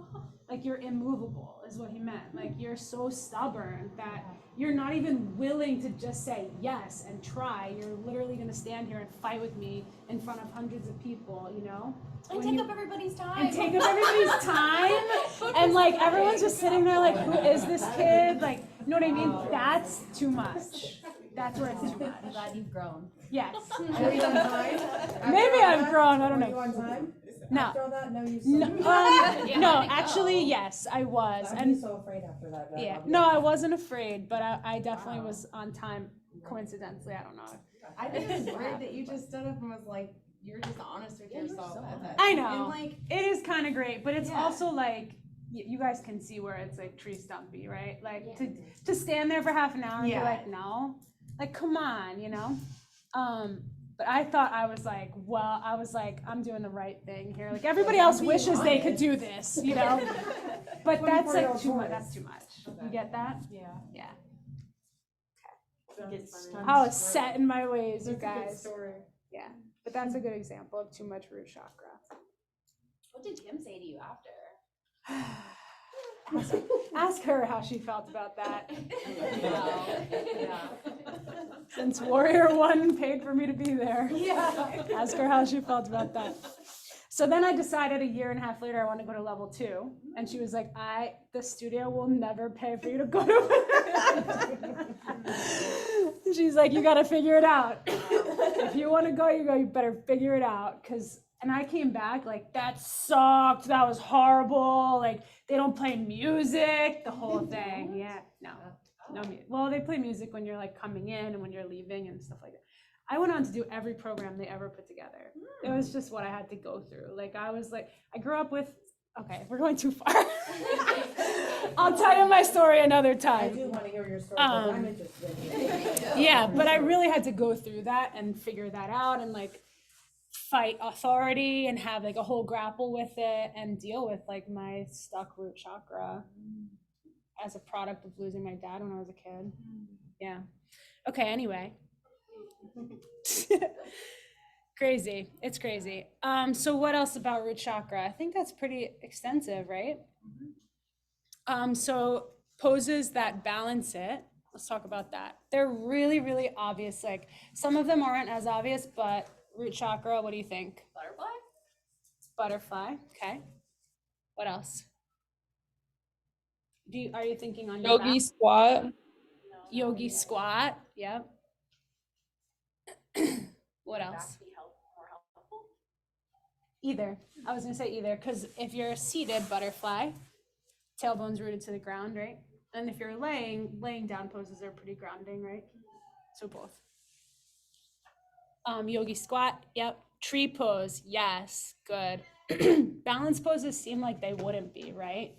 But because you're working, you're putting effort in focusing on balance, they're helpful for tuning your balance, your root chakra.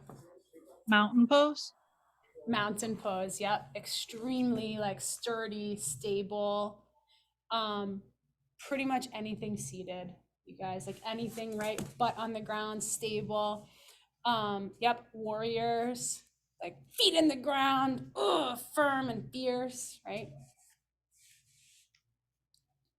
Yeah, so seated poses. What about the twist, spinal twist? Those feel grounding? Well, not so much, but Yeah. you said most seated things, so. Oh, seated twist. Yeah, you could say that. But like a lunge twist or chair twist or something, those are a little like off centering, right? But yeah, seated for sure.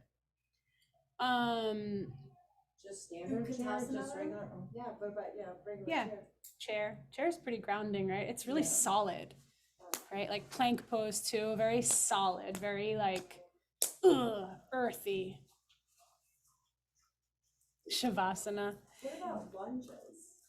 So what do you think? Do they feel grounding? To me, yes, personally, like I feel pretty, I like to do the lunges because I feel like I'm getting stronger in my stances and like I Yeah. feel grounded in my feet. Yeah. Well, especially like if like your front foot, so. Yeah. Runner's lunge. So I would say more like warriors would be grounding because both feet are flat. But that's not to say that it couldn't be, because you just said it feels grounding, right? So this is good insight too, is like different things feel different to different people. There's a lot of people in there like wobbling like crazy in lunges. They like don't trust their back leg or something. And like one little thing, you can see they're like ready to fall over, right? But I think different things for different people. Shavasana, Lindsay wrote in the chat, and like some people definitely feel they're like floating into the universe in Shavasana, right? But then some people are like melting into the earth, so. Wow, Nick. All right. It's a half and half. It's a club. You did fucking amazing. Wow. Good. So that's good. Any questions about root chakra? So each month you'll kind of like hear more about each. So we probably won't jump to the next chakra until next month, but let's do this. It's tempting, but we won't. Let's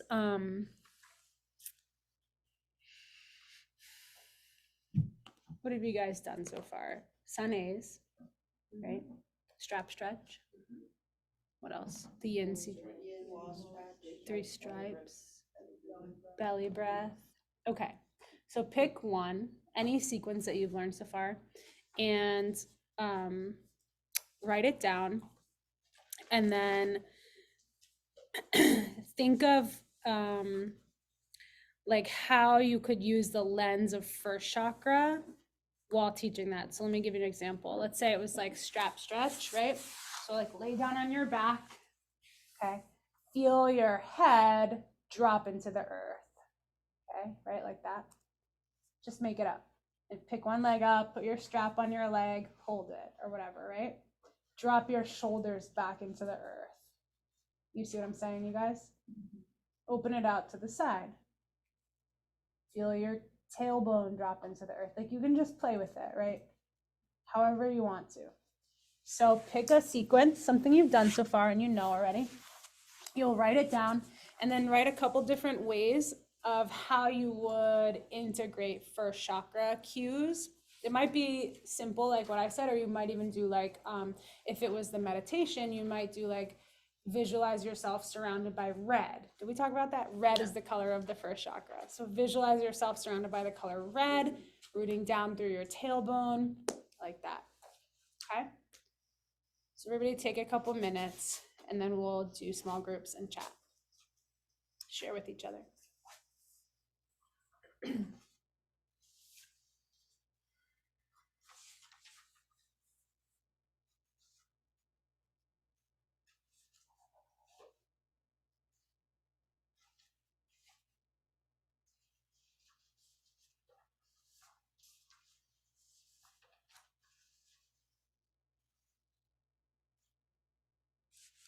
Sue. What were you saying with this? The girl who was going to come in here left?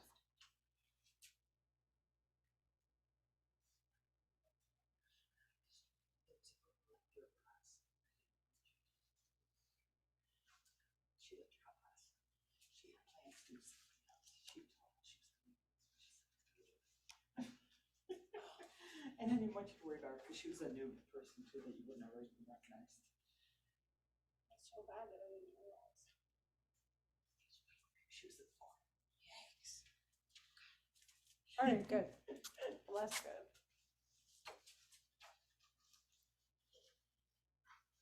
Quick accent too because if you were looking the other way, you wouldn't.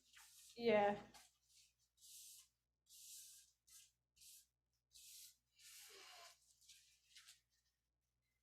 Don't be afraid to get creative too, you guys. Be out of the box. Think about different words that have to do with like stability, grounding, earth, you know, what parts of your body, stuff like that.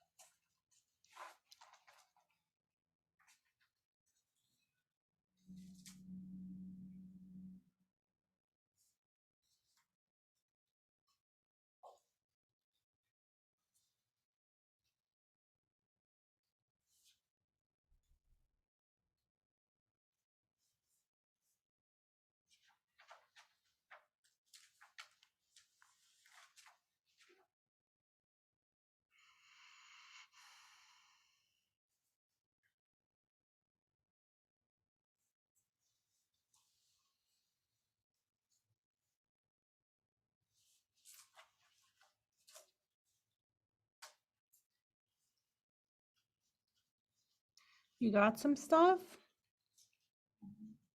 Yeah.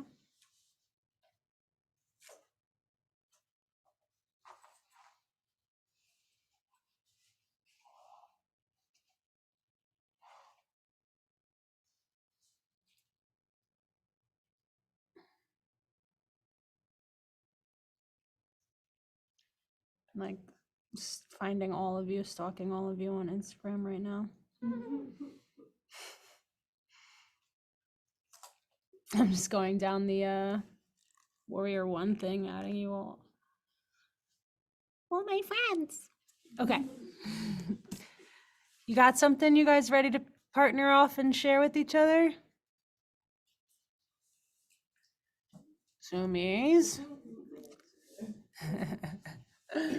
You guys have stuff? Cool.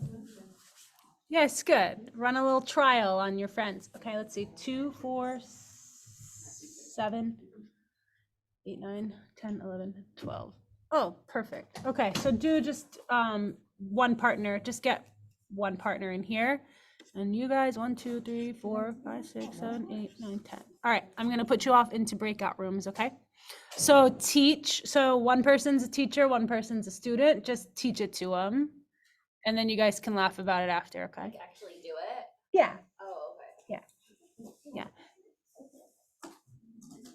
All right, you ready? So you can like, you know, you don't have to like fully do like full blown thing. You can like sit, and if it's like sun A's, you can pretend, you know what I'm saying, right? Okay. However far you want to go with it. I'm going to put you guys in rooms. 2 of you, I'm going to have you stay in here so the recording continues.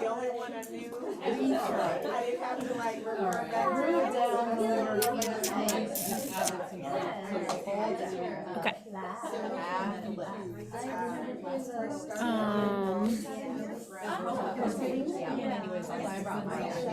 Okay. So Kate and Nicole stay in here, okay? Everybody else, fly.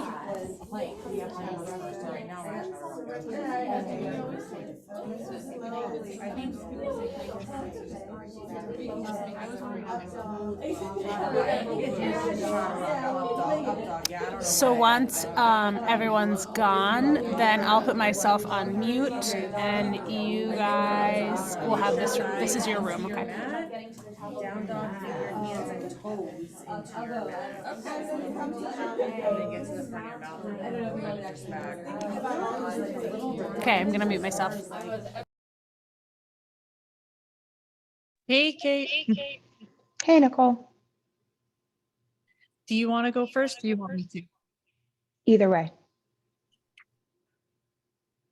I don't care. I can go first. Sure. So I picked the wall sequence, like the yin wall sequence. Mhm. Because I feel like most of these poses root like down into the first chakra anyway. So I didn't have like a whole heck of a lot of language. But okay, so I guess we're just gonna pretend. So sure. I would start by saying, put your legs up the wall and try to keep your tailbone pressed against it and bring the soles of your feet together for upside down butterfly. And then pause. And then to twist, bring your knees together and let them fall to one side down to the earth. And you can place a block in between, or you can place a block in the space between your knee and the ground if you need. And then I would pause again and then switch and say, like, do the same thing. You can place a block between the knees, or you can place a block between your knees and the earth to fill that space. And then release the block and go to pigeon and try to keep your tailbone making contact with the wall and cross one ankle over the other knee and slide up or down as needed to adjust. And that can make like the pressure on your tailbone different too. Like I think like the further like up you go, the closer it would bring. And then like the further down you push your feet, the more space it would give you between like your tailbone and the wall. And then switch for that. And then my favorite like part of this was actually frog, because frogs kind of like live in the earth and like dig in the earth, and I was like, oh, that's perfect. And that one's just open the soles of your feet wide and keep your knees and your toes wide too. And I like to like spread my toes too, and kind of imagine like you're actually digging your toes into like the soil of the earth. And then to end, it's just, you know, roll to one side and come into child's pose. And child's pose is like super, super grounding to like mountain, because you're just resting. Totally. Yeah. So what did you come up with? Okay. First of all, yours was great. I liked that you mentioned tailbone and rooting and all of that. But my favorite one was digging your toes into the earth. I've never thought about that, and now I'm going to keep that in my mind. I did cues for Sun A. Nice. So for reach up, I said root down through your feet as you reach higher. And then fold in, halfway lift. High plank, I said you can push your palms into the earth. I know in class they've said like push the earth away from you. Yep. But that didn't necessarily feel right for root chakra, because you want to be like with it. So I kind of just like tweaked that. Chaturanga, up dog. And then for down dog, I said feel the stability from your feet and hands connected with the earth. And those were really the three I had. And then you'd, come to the front of your mat, halfway lift, fold in, and reach up again. So I like I've heard Kim say that with like pushing the earth away. Or like, I think I've heard the cue too of almost like shifting your kind of perception, where it's almost like the ground is a wall. So like your hands are almost pushing against a wall, and your feet, even though it's all the ground, your feet are pushing into the ground. And it's like, imagine you're standing, but in reality, you're not. Like your hands and your feet are touching the same surface. But I like that, like what you said, kind of the opposite, where it's like you're really trying to like almost like grab the earth. Yeah. So yeah. Good job. Thanks, you too. So you're based in Orlando? Yeah, I'm here in the Orlando studio. Where are you? I'm Dunedin. Oh, nice. Yeah. I've been to that one once. I really liked it. That's awesome. I haven't been to Orlando yet. I'll have to go. I'm actually going to Orlando for my husband's work thing, February 18th overnight. So maybe I can pop in. That'd be awesome. Yeah, that'd be fun. Yeah, I got to go to Dunedin. I went there for a 5K or a 10K. Yeah. And we stayed overnight, and I was like, it was in Tarpon Springs, which is like 20 minutes away. And I was like, oh, we should go to like the Dunedin studio. That's awesome. What 10K was it? It's like a group called the US like Road Running Race Club. I know So exactly what you're talking about. they were super Was it nice. like Fred Howard Park? Yes, Yeah. that's exactly it. It's gorgeous. Like I had never like, we took like the whole weekend to just sort of drive around and check out like oh man, I'm trying to think of the city that's close where it's like the circus. Oh yeah, Sarasota or Bradenton. Yeah. Yes. Yeah, Bradenton. I've been there, and I've been to Anna Maria Island on a different trip. But yeah, I love that. Like any like excuse I can come up with to stay overnight on the West Coast, I do it. Yeah. That's awesome. Yeah, Fred Howard Park's great. I did a triathlon there. So you swim, and then your bike and run go over that long stretch of road where it's just water on both sides. That's so cool. That's fun. that's my next goal. I'm like, once I feel stable with YTT, I want to transition from like doing running training to doing like triathlon training. Nice. That's exactly what I did. So we should connect when you're ready. Yeah, I would love to. Awesome. Yeah, I just started running a year ago. Okay. Yeah, I'm 2 years in. So Nice. similar journey. Cool. How'd it go, Zoomies? Good. Good? Did any of you feel redundant? Did it feel redundant? Were you saying the Yeah. same thing over and over? A little bit. A little bit. Some were saying yes, some were saying nah.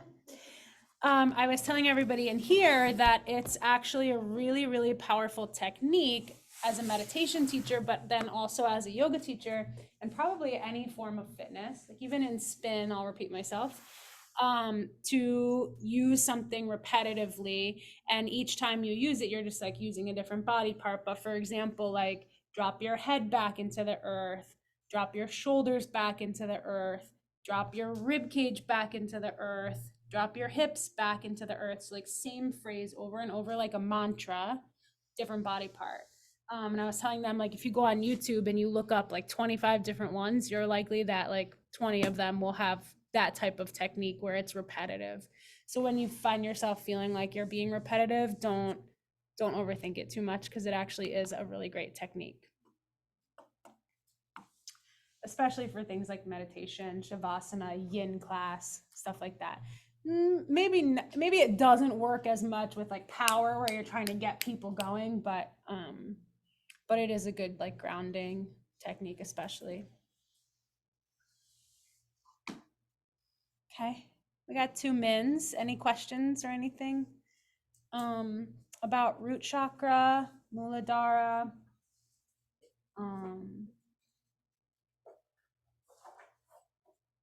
Anything come out of your mouth and you're like, I don't know if that was good, and you want to share it and see?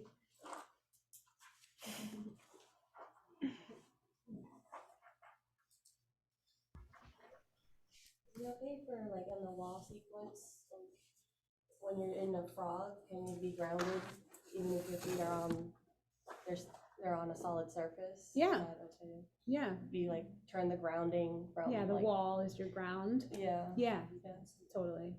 Because like if you lean back on the wall, right, you feel like it's kind of holding you, right? It's grounding in its own way.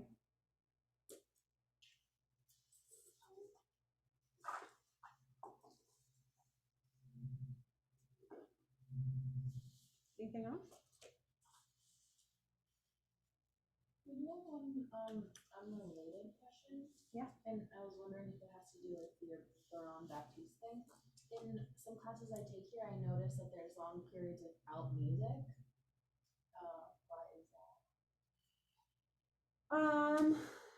I don't know if I would say it has to do with him or Baptiste yoga at all, but more like just being intentional about using silence and using music, not using music to just fill a space or fill a void or to hide behind.